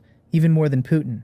Another offers a useful shovel for the orc axe, claiming the trade is worth more than the price. Another asks if I am Korean to be this fierce. In the regional channel, Kyung-chol at level 2 laments that he is being chased by a hungry wolf with no weapon, while I sell fine-grade weapons, marveling at the gap between refugees and tycoon gods. Yusika says she would absolutely curry favor with me if she could meet me in person and become my woman. Jiwi tearfully complains that she just opened a wooden chest and got rice, but now I am selling goblin meat, which is making her unable to eat. The items are selling: energy stones, fire magic cores, light magic cores, all flowing into my pack. As days roll on and players' exploration deepens, more items reach the market and prices stabilize. But for now, I am the supply line. The orc axe does not sell. Players capable of paying 10 magic cores at this stage almost do not exist. I added a clause inviting other items as substitutes, and many private messages roll in, mostly garbage. Daehyun calls me his Korean countryman in mock Korean, telling me Koreans must unite and asking for the axe outright. I tell him in his dreams. Jack claims to be a US Special Forces soldier with an alloy shield designed to trade for the axe, but I already have an alloy shield.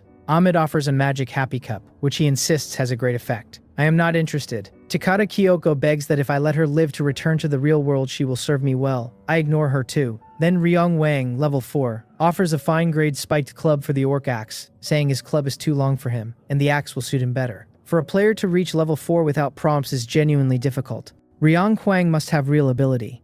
I ask him to send the spiked club's attributes. He sends them: spiked club, fine quality, blunt damage, partial armor ignore, with a special effect that the club tips have spikes that cause bleeding against lighter armor. The description boasts that with this club in hand, all the dogs on the street will be afraid of you. I see myself with shield in left, club in right. The image is fierce. I tell him the trade is on. He replies wishing happy cooperation. The system confirms the spiked club. I close the chat and sleep.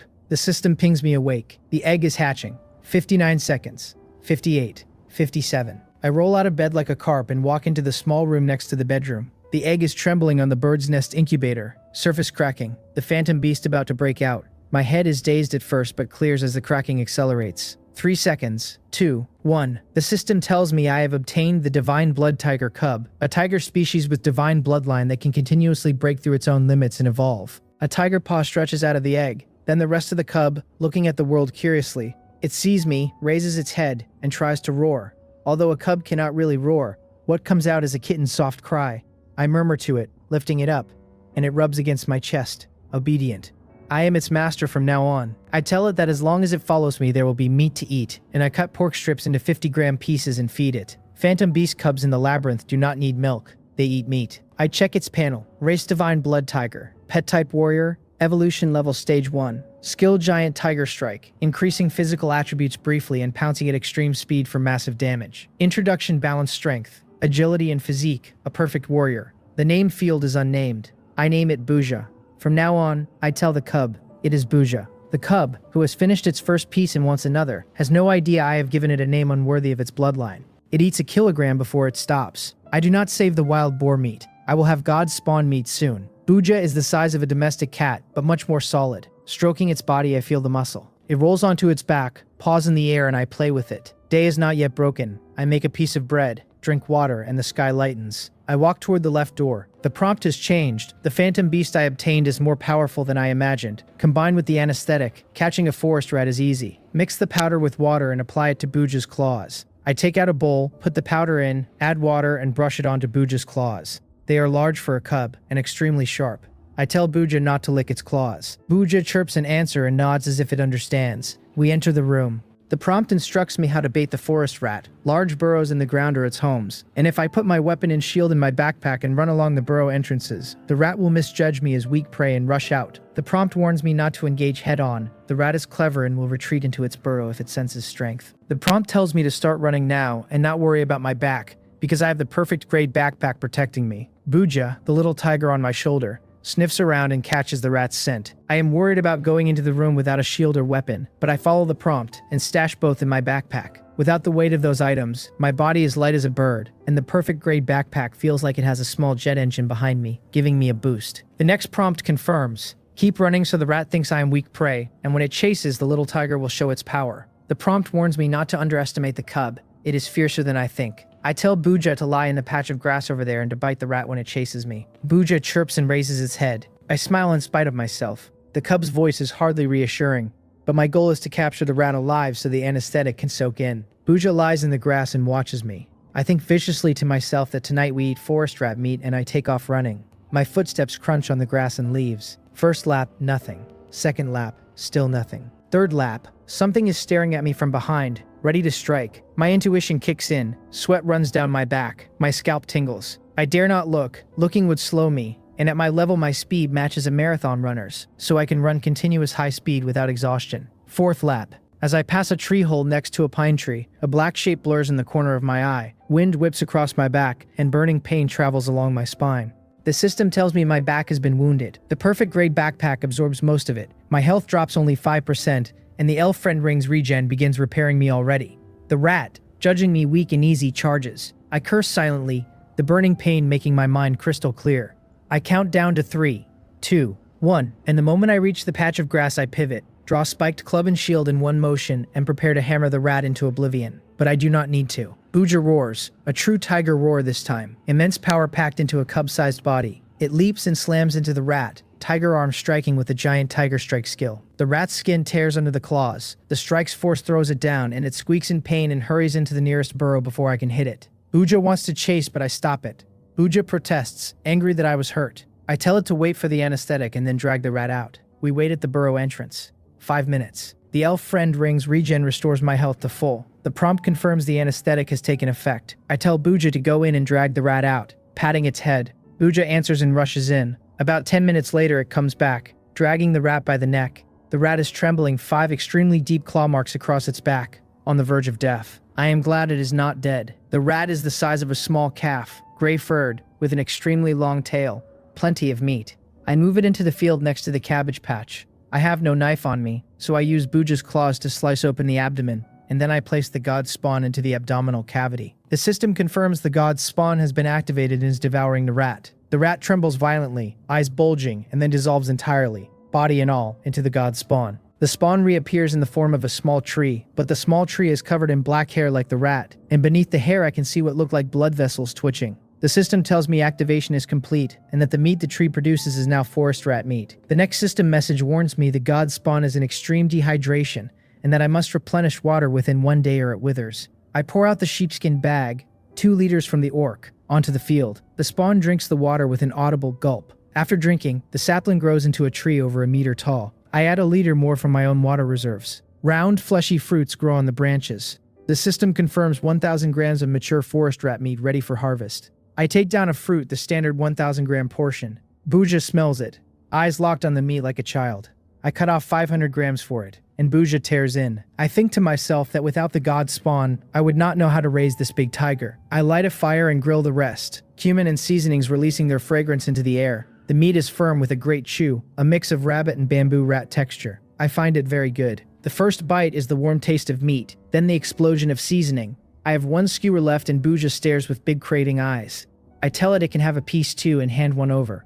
Then I finish the rest. Meat alone is not a meal, so I make a few steamed buns from the system. I think to myself that it would be great if I had a grill and a kitchen. Cooking like this is a nuisance. I cannot always eat barbecue. Sometimes I need lighter food. And once the cabbage grows, I will need a kitchen for stir-fry. I prepare to enter the next room. The prompts list a stone chest in the room ahead surrounded by corpse-eating sick dogs. Not recommended. The left full of poisonous thorns with red date-looking but toxic fruit. And since I am shirtless because the magician burned my shirt off, entering means death by poisoning. The right is lava and my fire resistance is too low. The upper passage is more than 5 meters off the ground. Below is a riddle wizard who may give me good things if I answer correctly, and severely punish if I do not. I have seen riddle wizards mentioned in earlier prompts but always tagged with danger. I open the world channel and search for the riddle wizard. There are many results. One player tells the channel he met a riddle wizard who promised good things for correct answers and severe punishment for wrong answers, and wishes himself luck. Another reports being cursed for an incorrect answer and now lying in a state of severe illness for 3 days, his head splitting, certain he is going to die. Another curses the wizard outright and demands to know who the creator god is supposed to be, complaining he was forced to answer or be burned by fireballs. Another describes barely answering correctly and being given a bottle of sewage to drink as the reward. The kindest one made a player kneel and beg the creator god's forgiveness. Most cannot answer. Punishments are usually disgusting curses. I think to myself that even when you answer correctly, the things given are not good, and that the wizard is stingy. I worry about what to do if I cannot answer. I stay outside the door and think slowly. The prompt lets me enter, which means the riddle wizard probably will not make things impossibly difficult, and I should be able to answer. But I always carry a backup. I tell Booja, who is curled on my shoulder like a kitten, that if anything changes it should follow my command, and that I will wave my club as the signal. Booja replies sleepily. I add that after I wave the club, it should activate its skill and use its most violent attack. Booja answers with another small chirp. I take a long breath and open the door. A green grass corridor opens in front of me, with thorny fences blooming on both sides, and the fragrance of flowers. The fences mean once a player enters, they cannot escape, they can only walk to the center. At the center sits an altar and the riddle wizard stands above it. He intones at me, calling me a person once spurned by the creator god, and tells me to come forward, promising forgiveness for correct answers. He is about 1 7/10 meters tall, holding a magic wand, his face hidden under a black robe with only yellow pupils visible. His tone is gentle, like a real priest, but the prompts and other players' experiences tell me this is the surface only. He warns me that if I cannot answer his riddles, my crimes will be compounded, his voice shifting harsher. The next prompt tells me to get as close to him as possible. I walk up with shield and weapon and stop close to him. Booja stands up on my shoulder and watches him warily. The wizard remarks that I have a cute phantom beast and that I am a powerful player, and tells me that if I become a servant of the creator god, his god will surely have mercy on me and bestow me with strength. He sizes us up with surprise. I ask whether I can choose not to answer. He shakes his head. He tells me he represents the creator god and tests me, and that I can only answer. If I resist, he will deem me as despising the creator god's majesty and give an even more terrible punishment. I grip my shield and club tighter and act devout, telling him the creator god is truly amazing, and asking if we shall begin. The system confirms the riddle wizard's questions begin, and tells me to answer carefully. The wizard tells me with a sinister laugh that the questions will not be too difficult, that they are all related to the world created by the creator god, and that as long as my degree of exploration of the labyrinth world is high enough, I will be able to answer. He asks me which portable base out of 4 options is rare quality. A farmhouse, B manor, C castle, D town. His yellow pupils watch with a triumphant smile, certain I cannot answer. I think to myself that an average player would not be able to answer this. Their level of exploration is too low. They have not even solved the food problem, much less learned about a rare quality portable base. But I am different. I have studied the castle blueprint personally. The question is not difficult. I keep an extremely terrified expression on my face to make the wizard relax. He smiles even wider, calling me a heretic, and asking whether I cannot answer, threatening to punish me if I cannot. He starts a countdown from 10. I feign panic and call out that I choose C, castle. He is stunned, then dismissive, telling me it was a guess, and that next time I will not have such good luck, and that for disrespecting the creator god I will still be severely punished. The system confirms the correct answer and informs me I will receive a blessing, and that after the blessing the title Cowardly Man will change to Explorer of the World. The wizard raises his wand and chants strange incantations, cyan light pouring from the wand into me. I am overjoyed already, because I can see the title's effects. Explorer of the World, rare quality, normal effect being that experience gained is increased by half, and special effect being that I am more likely to gain the trust of neutral units. The 50% experience bonus is decent but not transformative for me, since the prompts already make my leveling extremely fast. The neutral units effect is the gem. It means fewer enemies and more friends going forward. Befriending a neutral unit is hard work. I had to risk my life to save Nicole, and that earned me only the bare minimum of friendship in the ring. With Explorer of the World, every sprite I meet will be a friend. Every labyrinth merchant might give me favorable terms. Every neutral encounter will tilt in my direction. The system pings. Title fully changed. The prompt fires again, telling me to use the alloy shield right now and bash the riddle wizard, and reminds me that solving the problem is one thing, but solving the person who created the problem is the real ending. It catches me off guard. The quest is not over. The riddle wizard has killed countless players. I think to myself that I am only lucky I could answer the question, and that if I do not kill him, he will always be a threat in this room. Only by killing him will I truly be safe. I lift the alloy shield, and in the same instant slam it into his head as he is just finishing his casting motion. The metal connects with bone, his head snaps, and his entire body flies 3 meters and lands motionless. The system confirms he is stunned. I tell myself to strike while he is down and bring the spiked club into his chest. His ribs shatter audibly. He is no semi-tank like an orc. He is a fragile mage, and the blow is fatal. He still has time for one curse, raising his staff with his last strength, calling me a heretic for ambushing a priest of the creator god, telling me I will become an enemy of all living things. I have no chance to interrupt his casting, but I have Buja. Buja leaps from my shoulder with a true tiger roar and tears the riddle wizard's throat with sharp tiger claws. The system confirms the wizard's death, gives me a large amount of experience, and levels me from 6 to 8 in one go. I had only needed a sliver of experience to reach 7 from 6, but the kill rolled me through it. My physical stats jump again.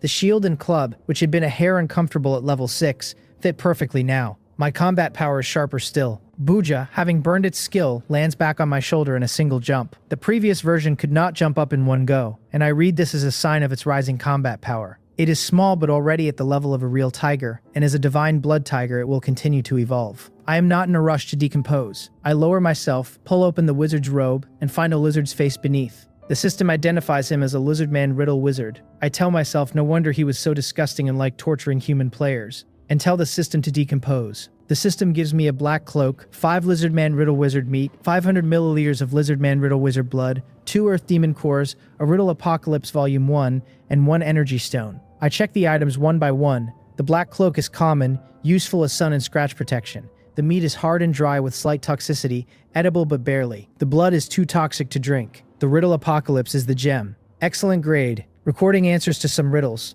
Usable when meeting another riddle wizard, with more answers unlocked by killing more wizards and collecting more apocalypse. I think to myself with delight that solving the person who posed the problem can drop reference answers, and that if I encounter another riddle wizard, I can take this out, find the answer, ace the question, and then solve the person again. I leave the room and check the next set. The room ahead is a fire copper hell, certain death by fire. Behind has a hell 3-headed dog I cannot beat at my current strength. The left has an iron chest with good things. The right is a wooden chest of low value. The lower is empty. I pick the left, which is the safe and good option. The room is a stone-strewn ruin, and the iron chest sits behind a stone wall. The prompt assures me the wall will not collapse and the chest is not a treasure chest monster.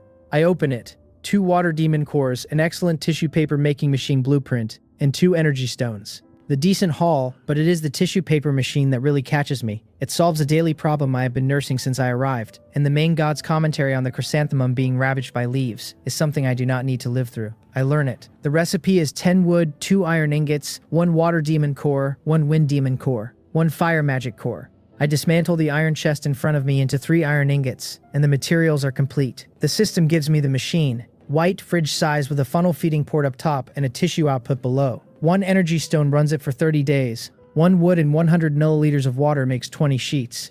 I run 100 sheets immediately. With the toilet I built from Sunji's blueprint earlier, recipe 5 stone. 1 water demon core, 1 wind demon core for an excellent blow-drying toilet, occupying 1 living space, using wind demon core to generate powerful wind energy, and water demon core for water, no filth or odor. I am set for life. The main god's description teases that when sitting on the toilet I would wish for a phone and Wi-Fi. I do not have those, but I have everything else. The 2 living spaces of the farmhouse courtyard are now full. Tissue machine and toilet, which means I cannot install other magic items.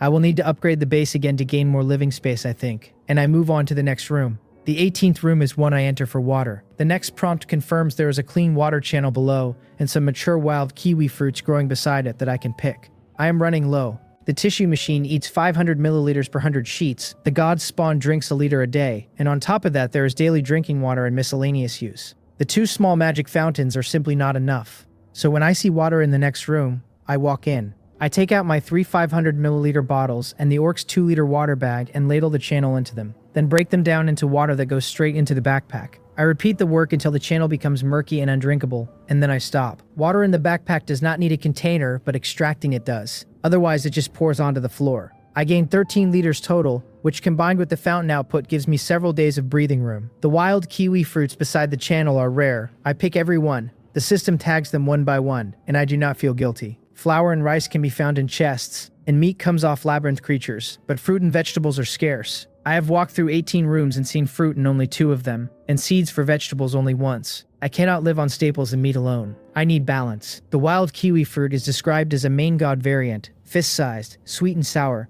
very suitable for consumption. I crack an iron ingot from my pack into a small knife and peel one. The yellow-green flesh, the spread of juice, the sand sugar texture of the pulp, it is genuinely the best thing I have eaten today. I eat 6 in a row and stop. I have 26 left. I think to myself with regret that it would be great if these could be transplanted into my farm fields, but the vines cannot be transplanted. They can only be chopped down for wood or firewood. Without special items or skills, I cannot move plants from this room into the base. I do not cut down the vine. My stomach ties itself in 2, and I retreat into the farmhouse to sit on the toilet and let nature happen. Booja insists on following me even into the toilet, and I have to physically push it back outside before it gives up. In my old life, I would have been on my phone in the bathroom. Sometimes I would squat too long, my legs would go numb. I could not even stand up. Sitting on a toilet is a real luxury, but the time on the phone has just become time on the chat panel. The world channel is in standard chaos. Someone has lucked into an apple tree in his 7th room. Small green apples, sour, possibly inedible, and tells the chat he is hungry enough to eat them poison or not, and the next post wails with envy at his sour apples.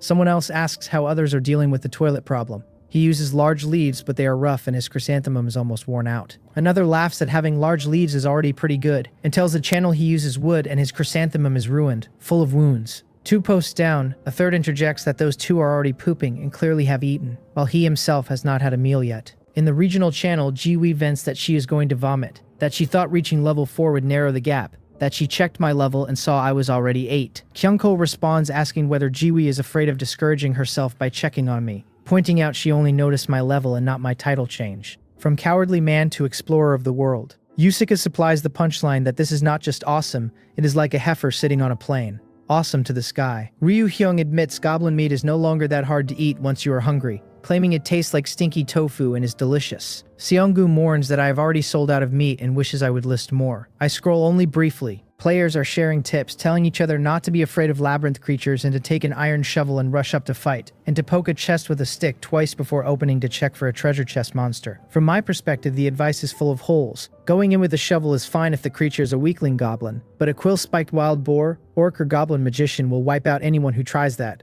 I respect the players ready to die for their tips, and hope they will be men in their next lives too. I close the channel, take out tissue, finish my business, and prepare for the 19th room. The new prompts read, the room ahead has carnivorous locusts and even soft armor will not save me. The room behind has extreme low humidity and no cold weather gear, means I freeze. The right has a labyrinth sprite who can give me a luck blessing. The lower has yellow sand and dust that will lose me. A sprite in the right room. I look at the elf friend ring on my finger. Through it I receive a blessing automatically. My Explorer of the World title also tilts neutral creatures favorably toward me. The combination should let me get something unexpected. I open the right door. The room is grassland in full bloom, small flowers in every color, and a sprite dancing above it on flapping wings. As the door opens, her flight path goes briefly chaotic, and she looks back, recovers, and her face lights up. She calls out to me as her human friend and asks whether I still remember her. She names herself as Nicole and flies toward me, her face full of smiles. I greet her and offer a kiwi fruit. She lights up and tells me I am such a good person before flying to it and grabbing it with both hands. She is small and not strong, but she has something like a backpack, and the kiwi fruit disappears as soon as it enters her hands. She tells me her mother and her tribesmen warned her not to approach humans, that humans are very cunning and only a little better than goblins,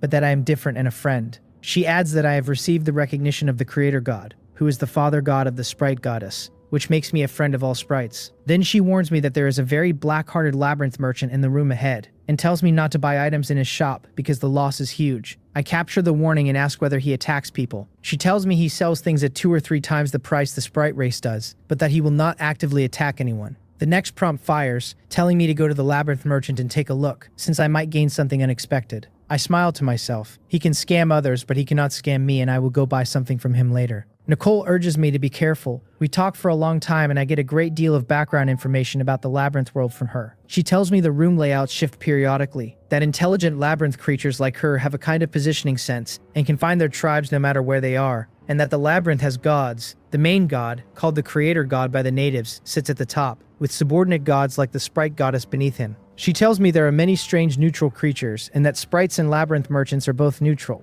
The riddle wizard remains mysterious even to her. I tell her I have to go, since there is not much daylight left and working after dark is bad. She looks disappointed and asks to bless me before I leave. She has more she wants to say but no time. White spiritual light shoots from her into me. Lucky blessing, increasing the rewards I get from killing labyrinth creatures, opening chests, and completing missions for the next 24 hours. She wishes me a safe journey and watches me leave. I wave back and step into the labyrinth merchant's room. The next prompt confirms. Entering this room I will see a labyrinth merchant with many useful items, but the merchant is exceptionally black-hearted and marks prices extremely high. Buying directly will cost me, but if I conduct a lucky draw instead of buying directly, I might gain something. The prompt warns me, just like dealing with the main god, I cannot be soft-hearted with a black-hearted merchant. The room is a small oasis in the desert. In the center, a poplar forest grows with green grass at its base, and a ground dragon covered in green scales is quietly chewing it.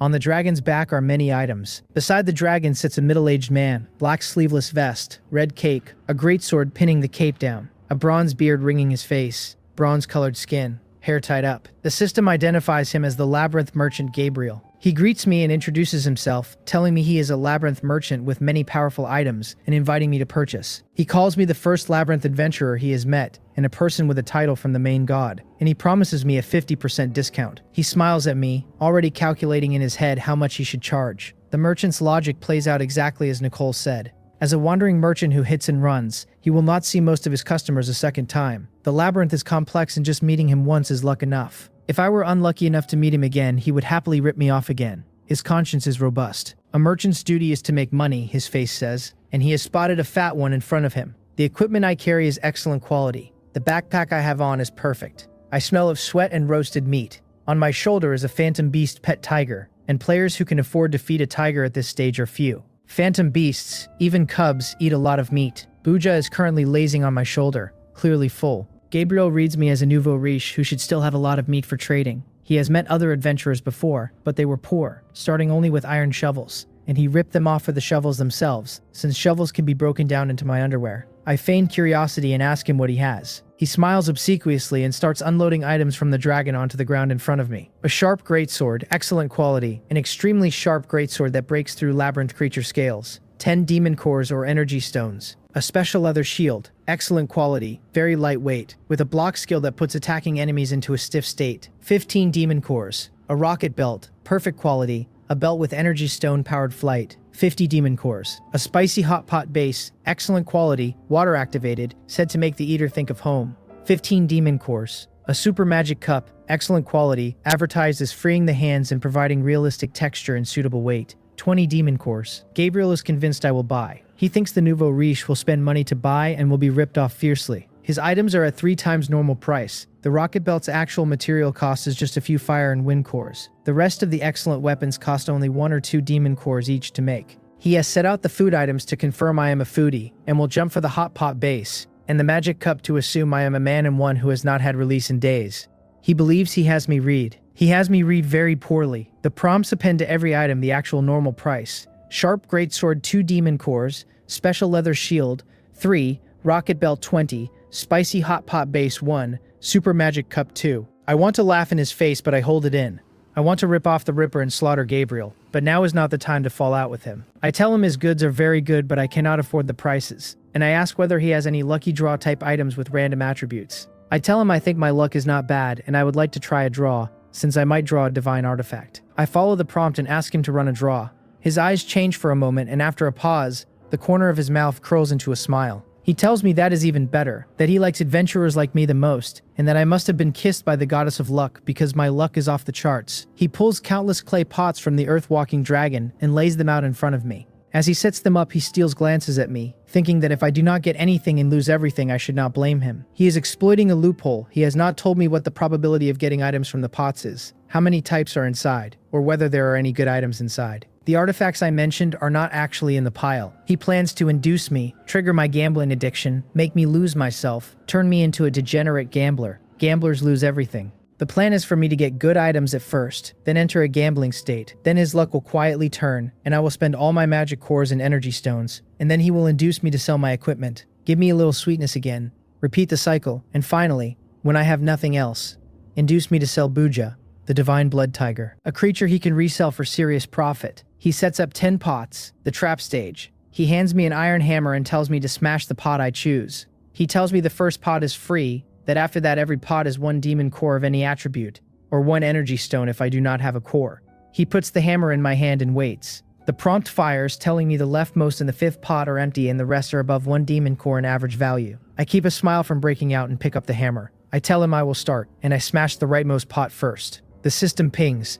Fire grenade blueprint, rare grade. The blueprint produces a grenade made by human craftsmen using pine resin, energy stones, and demon cores, which detonates 10 seconds after the pin is pulled and deals fire damage in a 10-meter radius. I draw a sharp breath and smile faintly. A useful item, a real combat power increase. If I encounter enemies I cannot beat normally, I can throw one and unleash righteous fire on them. Gabriel tells me to keep opening and that I can pay later. He is, in his read, watching me already on the hook. The strategy of destroying someone, he reasons, requires first making them crazy. I sneer at him and tell him the boss is generous, and that I will continue. I am happy about the item but calm immediately. The prompt has told me 8 of the 10 contain good things. An 80% winning rate is impossible, and the abnormality is the trap. I see his game. He is not generous. He is luring me onto a path of no return. To destroy a person, you let them gain benefits from their mistakes.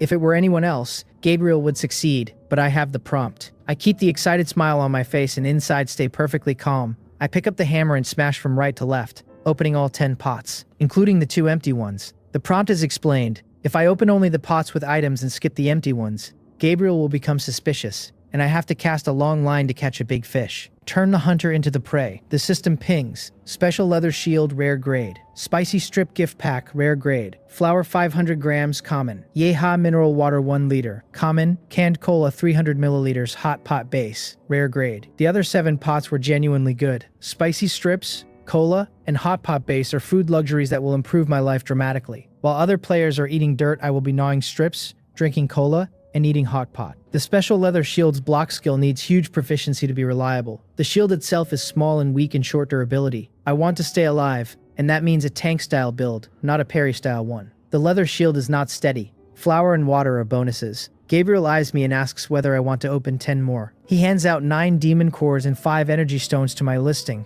I traded them to him, since the first pot was free. I tell him of course I want to open them, and that for 5 energy stones I want 5 more. He tells me all right, his eyes rolling as he sets out 10 more pots. These 10 will not give me too many benefits. They will lead me to destruction. The next prompt. Among these 10, 3 are empty and 2 have items of extremely low value. Open the leftmost, the 3rd from the left, the 4th, the 7th, and the 9th. This is the key. The prompt warns me not to get lost since the one who gets lost is Gabriel, and that the hunter is about to enter the trap he set himself. I cannot beat Gabriel, and he has a powerful earth dragon behind him. I cannot let him flip the table. I tell him with a laugh that I must have been kissed by the goddess of luck, and start opening. Gabriel sneers internally, telling himself I have not been kissed, that everything is calculated by him, and that he is the one kissed by the goddess of luck, that it was luck that let him meet me, this big idiot. My hammer rings out. This time my luck does not appear to hold. The system pings. Kitchen blueprint rare. Enhanced pet food rare. Interference transmitter blueprint perfect grade. Maze mini-map rare. Yehaha mineral water 1 liter. The kitchen blueprint is exactly what I want. A kitchen at the cost of 1 living space, with a slight aroma boost on meals, and a description that says people who know how to enjoy life have a good kitchen. I am a foodie. I cannot rely on the system's flavorless cooking forever. It is better to rely on oneself than on others. I will craft the kitchen later. I open the enhanced pet food, and Buja stares with wide eyes, whimpering. He is hungry. He is still a cub. The pet food is rich in nutrients, can replace normal food for pets, and on first use strengthens the pet by 10% strength. The description quotes the main god's belief that humans can also eat pet food, but get no boost. I tear open the bag and put it down. Booja celebrates and rushes over. The system confirms Booja's strength is up 10%. The maze minimap can scout a small radius of rooms once, and is for someone with prompts mostly redundant. The most important item is the perfect grade interference transmitter blueprint. I read its attributes: immunity against mental magic attacks from creatures below level 20, 50% reduction against mental attacks from levels 20 to 30, and an active option to fully immune one mental attack from levels 30 to 40 before automatic decomposition. A perfect grade item is an early game artifact. A player with one is operating at a level above what their other stats permit. My perfect grade backpack has already let me catch a forest rat and absorb a fatal blow at 5% damage with a movement bonus on top. The interference transmitter will let me slaughter mental type monsters below level 20. I will craft the item shortly. The materials will be expensive, but Gabriel is the one paying for them. I tell Gabriel I want to keep opening jars. He is stunned for a moment. He is still in his own dream and has not registered what I have actually opened. He asks me, slightly dazed, whether I really want to open more. By the script, I should be suffering small losses, my expression slowly sliding toward ferocity as I pawn assets. He walks over to the broken pots and looks. He nearly faints, a chill rising up his spine. He realizes my luck is too good. His heart bleeds. 9 demon cores and 5 energy stones from me. The items I have opened are far above that in real value. He is in heavy loss. He had calculated that opening all 10 pots would put me in a small loss by now. Not this. His face goes stiff and slightly ferocious. He asks me, breathing a little fast, why I have only opened 5 jars, and tells me to keep opening. I lie smoothly, telling him I have already opened 5 good items and feel like there are no good items left in the rest, and that I would rather switch to new jars. His face hardens, and he says fine, bringing out 10 new jars. He cannot keep losing money. He is a labyrinth merchant, and losing money is shameful. He has very few excellent items left. He tells me, calling me brother, that there were not many good items in his previous jars and that they were mostly refined grade trash. He says he will add some good items now, but it will lower my chances of winning when opening, and tells me if I do not mind I should keep opening. I tell him I have good luck, and the success rate does not matter. He answers that fine, and steals himself, pulling out his own perfect grade item and putting it into the jar. I sell 2 liters of water on the auction to acquire 10 more demon cores, since the lucky blessing makes the timing right. The next prompt, among these 10 jars, only the 5th from the left has a good item. The rest are empty or worthless. The prompt tells me to open that jar and that Gabriel is about to go crazy. I do not just open the good one, I knock on the middle 3 in a row, because if Gabriel goes from crazy to desperate, he might stop the game entirely. The system pings, empty, super magic cup, empty.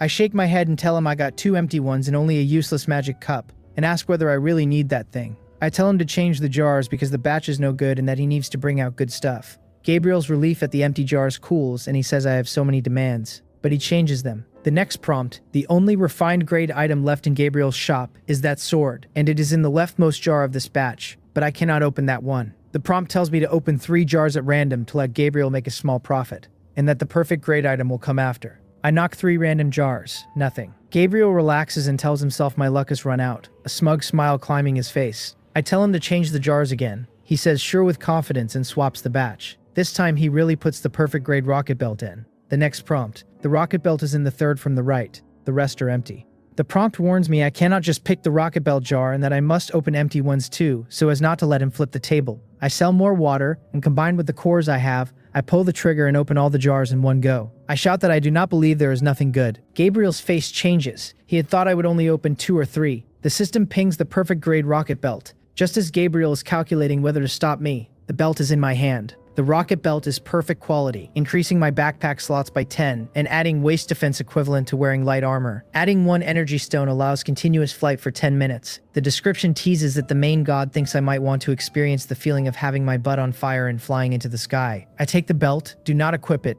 and turn and walk straight out. I call back over my shoulder to thank him and tell him I am out of demon cores, so I will stop here for today.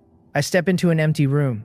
The prompt urges me to leave this room immediately, because once Gabriel calms down, he will use violent means to make me cough up the items. Gabriel stands stunned for a long moment, staring at his empty stock, then curses my name aloud, calling me a bastard. He wishes he could kill me. My title increases neutral NPC affinity, but NPCs can also flip the table. He has made a heavy loss for the first time in his career. This is more painful for him than being cuckolded. He glares in the direction I left, his face flushed red, gnashing his teeth. He wants to chase, but by the time he opens the door I will already be gone, and the labyrinth is hard to search. The next room is grassland with weeds and bugs. I tell myself that was truly thrilling, and that a moment later, the black-hearted merchant Gabriel would have flipped the table. I sit on the grass. The breeze cools the sweat off my overheated body. I strap the silver alloy rocket belt around my waist. It is light and not bulky. The system tells me the rocket belt is equipped, that it lacks energy and can only provide basic effects, and that flight is not yet possible. The system asks me to add an energy stone. I have none on me right now, and no demon cores either.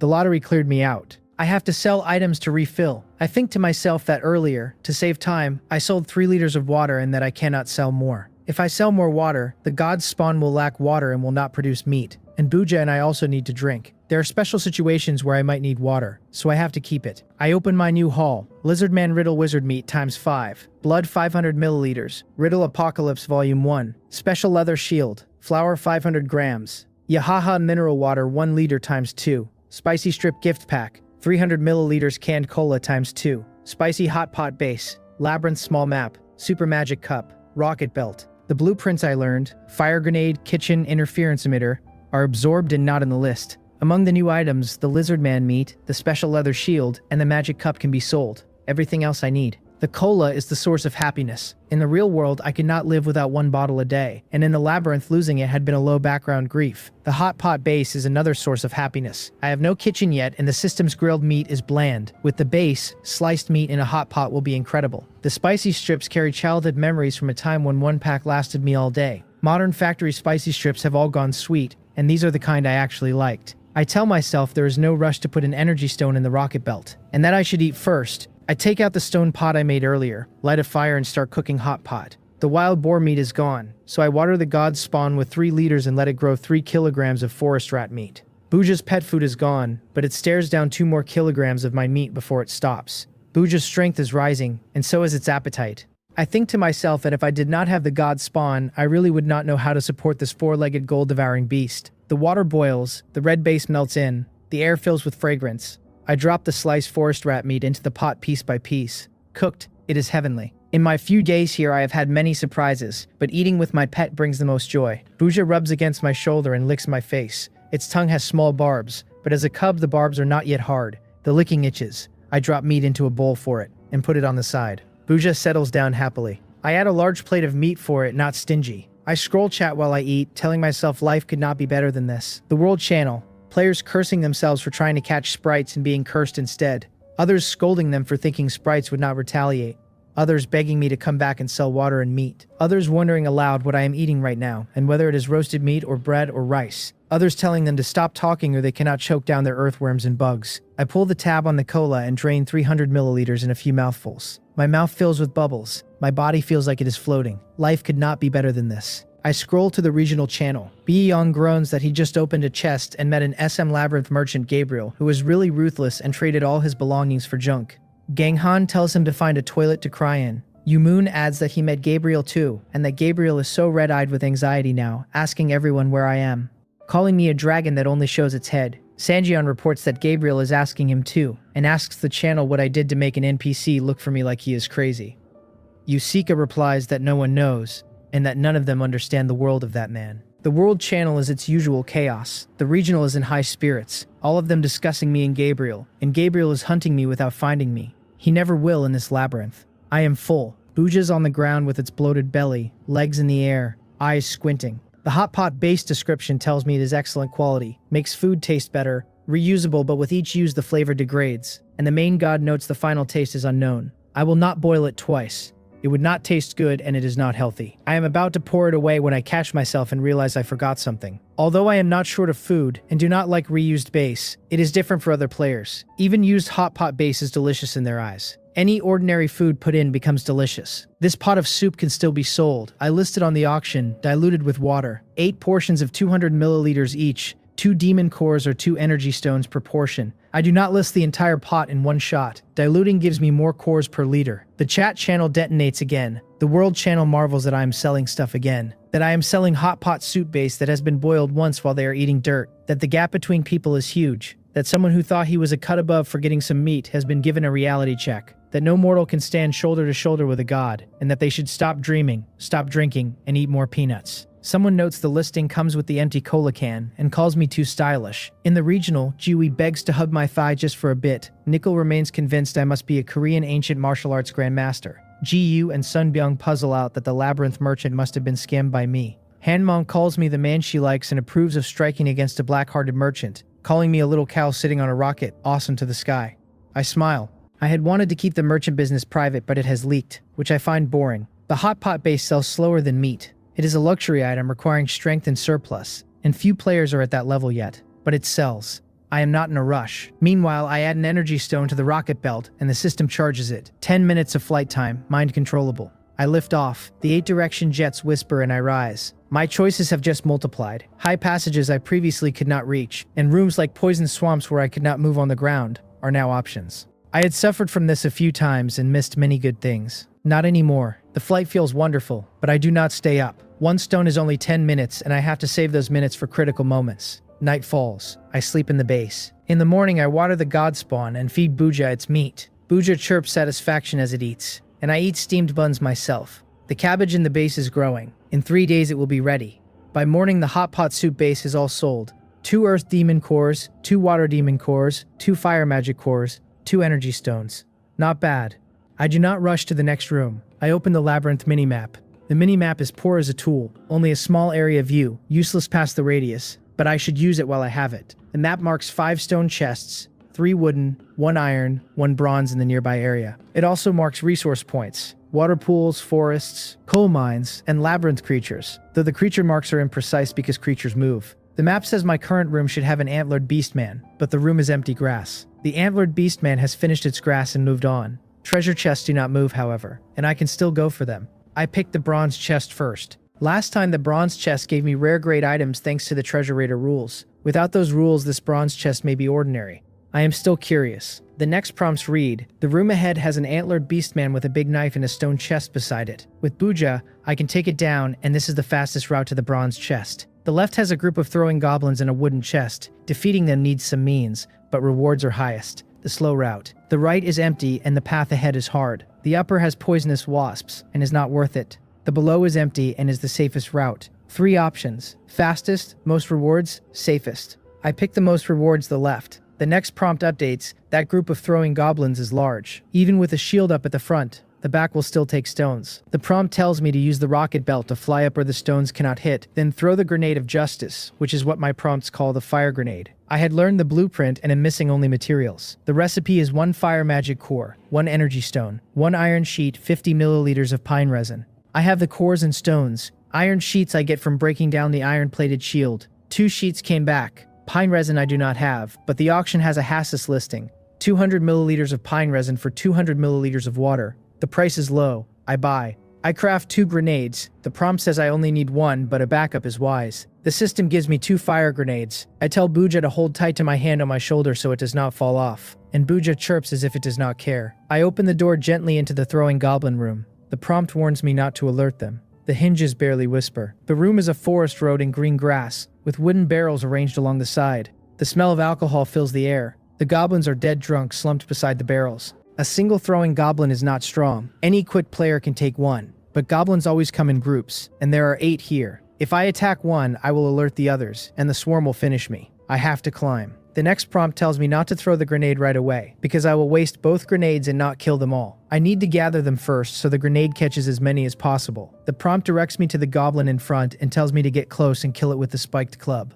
I calm my breathing and step close to the nearest one. Slowly. The goblin suddenly raises a dirty hand to pick its nose. I freeze with my left leg in the air, ready to set down. After a few picks, it turns over and goes back to sleep. I exhale silently. I keep walking until the goblin is in club range. The goblin opens its eyes, complaining of the heat and reaching for the leather water bag at its waist, then sees my face and calls out an enemy alarm to the others, telling them to wake up and throw stones. I curse silently and slam the club into its head. The head flattens, dead as dead can be. The other goblins instantly wake, eyes bulging at their dead comrade, and yell that they will avenge their fallen brother. They grab stones from baskets and hurl them at me. I tell myself to launch and raise the alloy shield while the rocket belt fires. My body rises slowly. Stones the size of steamed buns hit the shield and the rebound is huge.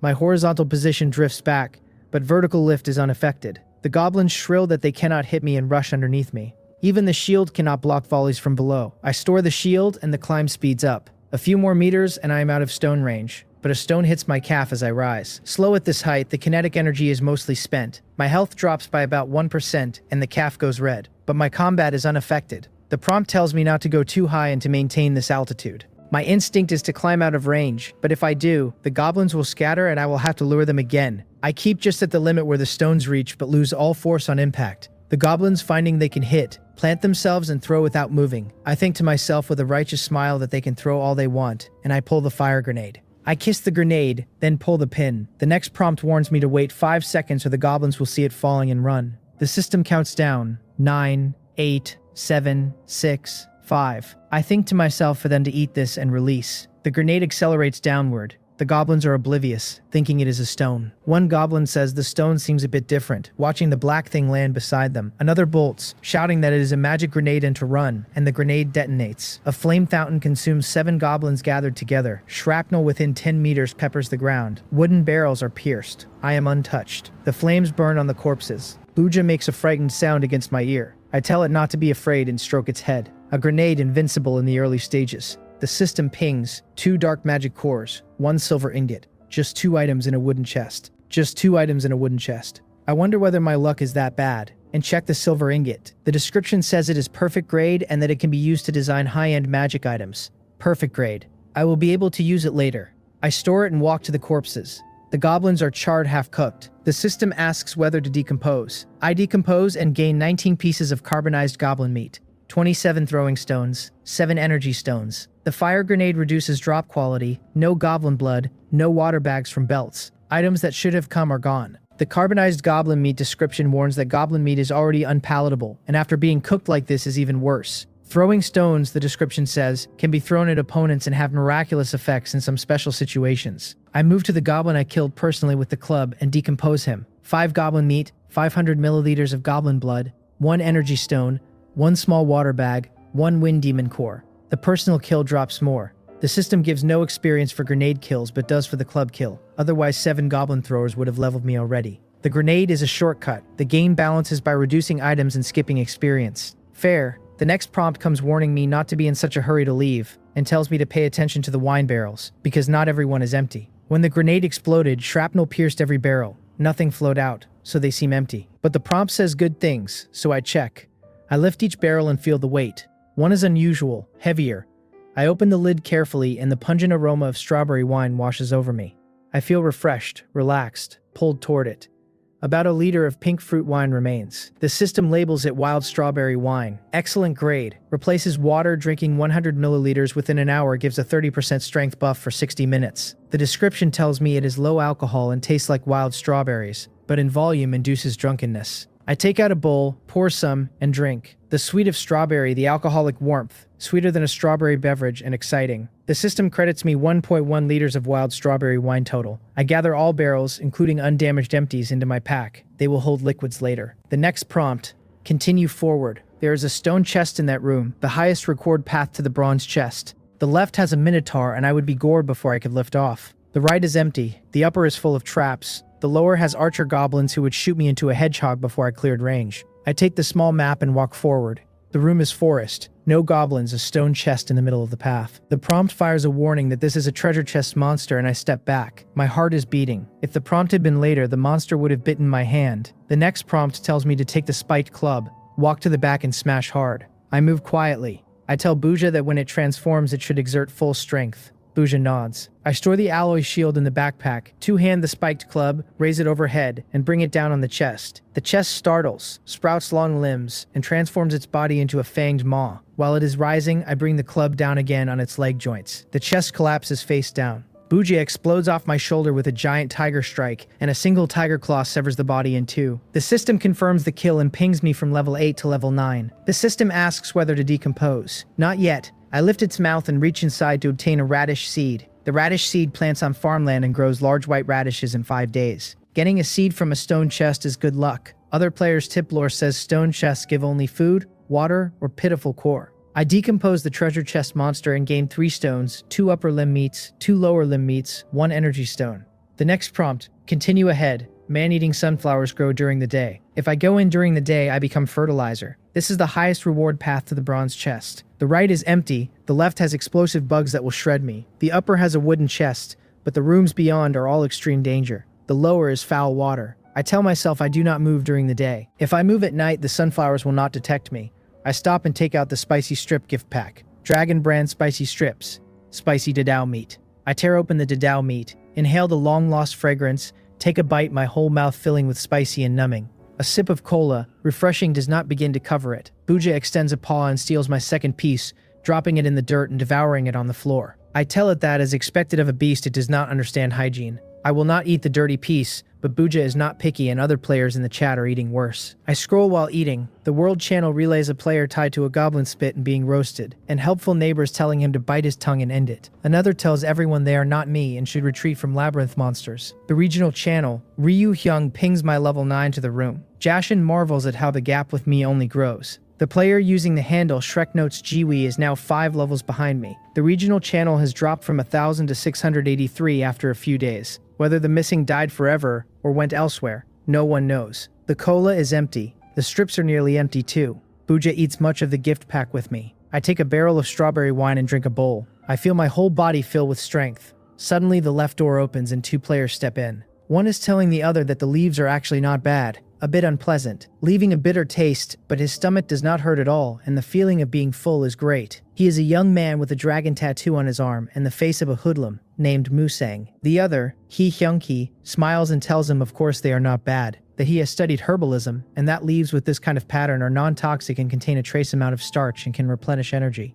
They are starving and unlucky. After several rooms they have only found a tiny bit of food. Musang is grateful. Without Hyung-ki he would have starved. As he reaches for another leaf, the breeze carries the smell of spicy strips into his nose. He tells Hyung-ki he wants to eat spicy strips. The leaves taste like wax. Hyung-ki sets his leaves down and asks Musang whether he smelled them too, then crushes a small flowering plant with his foot. Irritated, he wonders aloud how there can be a smell of spicy strips in the woods, and whether someone in this room has them. They follow the scent and find me, watching as I pick up the last 2 pieces of dadao meat, one in my mouth, one in Buja's. The discarded packaging is everywhere around me. Their eyes go red. Under normal conditions they would have raised shovels and started a fight, but I am Ji-ho, the explorer of the world, level 9, and they recognize me. Everyone in the labyrinth knows I am invincible, selling water while others die of thirst, eating hot pot while others can't find a meal, killing labyrinth creatures while others run from them. The chat speculates that I am a wilderness master, a special forces soldier, a martial arts grandmaster. I greet them, telling them players are rare. I take a tissue, wipe the spicy oil off my hands, and toss it. Musang curses internally at how extravagant a discarded tissue is in the labyrinth, where wood and leaves are the alternatives. He thinks soaking the tissue in water and eating it would taste better than the leaves, and is already thinking of licking the red oil off the empty packets after I leave. Hyung-ki pulls Musang along and addresses me, telling me what a pleasure it is to meet me, calling himself my fan, telling me he has demon cores, and asking whether I take them since they want to trade for food. I look at him. In the real world, I would have stayed away from a hoodlum like this. Here, I no longer care. I tell them to open the trading system, since I happen to have some goblin meat. Hyung-ki pulls Musang closer to me, asking with all the curiosity he can muster whether the goblin meat is the same kind I sold last time, and asking whether we could trade for a different kind of meat since that one tastes too bad. He tells me they are my fans and that in their eyes I am like a god. Musang does not know why Hyung-ki is closing the gap, but he sees a ruthless glint and stops asking, watching with concern. Hyung-ki had once told him he was a big deal in the old streets, that those who followed him called him 9 blades because he had used a blade to hack 9 people for his boss. He likes danger. As long as Musang follows him, life will be good. Musang wonders whether murder and robbery can really work. Looking at me, Hyung-ki sizes me up. He concludes I am just an ordinary person who got a bit lucky, and tells himself the idiots blowing smoke about me are truly hilarious. That he will slay a god today, he convinces himself. Outwardly calm, inwardly insane with greed, the sight of the fat orange cat on my shoulder being fed spicy strips drives him. He tells himself that once he has dealt with me, he will skin the cat too. He thinks he is acting well, even pulling out a fire magic core to trade as a prop. He has hacked people before for his boss without being caught, because he is, by his own assessment, a good actor. The prompt fire is telling me to beware of these two. I cannot stop a smile. If he is selling something, why is he getting so close? Their eyes are full of bad intentions. When things are abnormal, there must be something fishy. With my arms crossed, I wonder how they can be so bold. Musang is level 2. Hyung-ki level 3. I am level 9, my physical fitness terrifying. Strength, speed, reaction, even skin toughness, all far above an ordinary person's. With my bare hands, I could take down a crowd. My health bar capacity has gone from 1 segment at the start to 3. The bar length is the same, but my actual health is 3 times higher than before. Are they blind, or do they have some trump card? Both possible. I prefer safe. The alloy shield and spiked club can come out of my backpack at any moment. If they make a move on me, I will not be polite. I do not need to kill players for resources, but if players come looking for death, I will not hold back. Letting them approach is part of the trap. They cannot escape if I let them get close enough. A third voice asks from behind whether the smell of spicy strips is a hallucination. Hyunki turns. Another player has entered. He is stunned and curses internally that someone could come in at this moment. The madness in him cannot be suppressed. He yanks a white-edged long saber from his backpack and roars at me, calling me trash and threatening to slaughter me today. Years of street fighting tell him this is the moment. The new entrant has my attention split, and a single strike on the unaware target ends it. He boasts to himself that his fine-grade long saber can cut me in two. His face is ferocious, his eyes filled with violence, all his strength behind the blade. With a saber in hand, he believes he can sever everything, even a god. The alloy shield blocks the saber. The metal-on-metal collision sends massive force back through his hands. Not flesh, not bone. I have my alloy shield and spiked club out already. The block leaves a long cut down the shield. I tell him with disdain that the saber is good and no wonder he dared lay a hand on me. I do not take Hyunki seriously, but the saber is excellent. Hyunki shouts at Musung to hurry up and help. He has no martial honor, first ambushing, then calling backup. He was a street thug. Where would he get morals? I tell him with a sneer that calling for help when he cannot win is rich, and ask whether he even has the chance. I hold the shield in my left hand and the spiked club in my right. With the full strength of a level 9 player, I drive the club into him. The sound of countless bones breaking rolls out, and he flies 3 meters and hits the ground, the saber tumbling beside him. His health bar is a sliver. He gasps at Musang to hurry up and attack. He has fractures everywhere but one straw of hope. If Musang attacks now, my second strike will be delayed. Enough time for Musang's shovel to take my head. Musang shouts that he is going to kill me, pulling out his shovel with both hands and slashing diagonally at my neck. Buja is on my shoulder, looking at Musang with extreme contempt. Buja activates Giant Tiger Strike, claws flashing through the air. Musang's chest rips open across the breastbone, a huge wound, blood spraying. He stares at Buja in shock. He had thought it a fat orange cat. His health empties. He drops dead. The system pings. Musang killed. Items obtained. Iron shovel. Unknown leaf. Some experience. Not much. I look at Hyunki, who is begging now.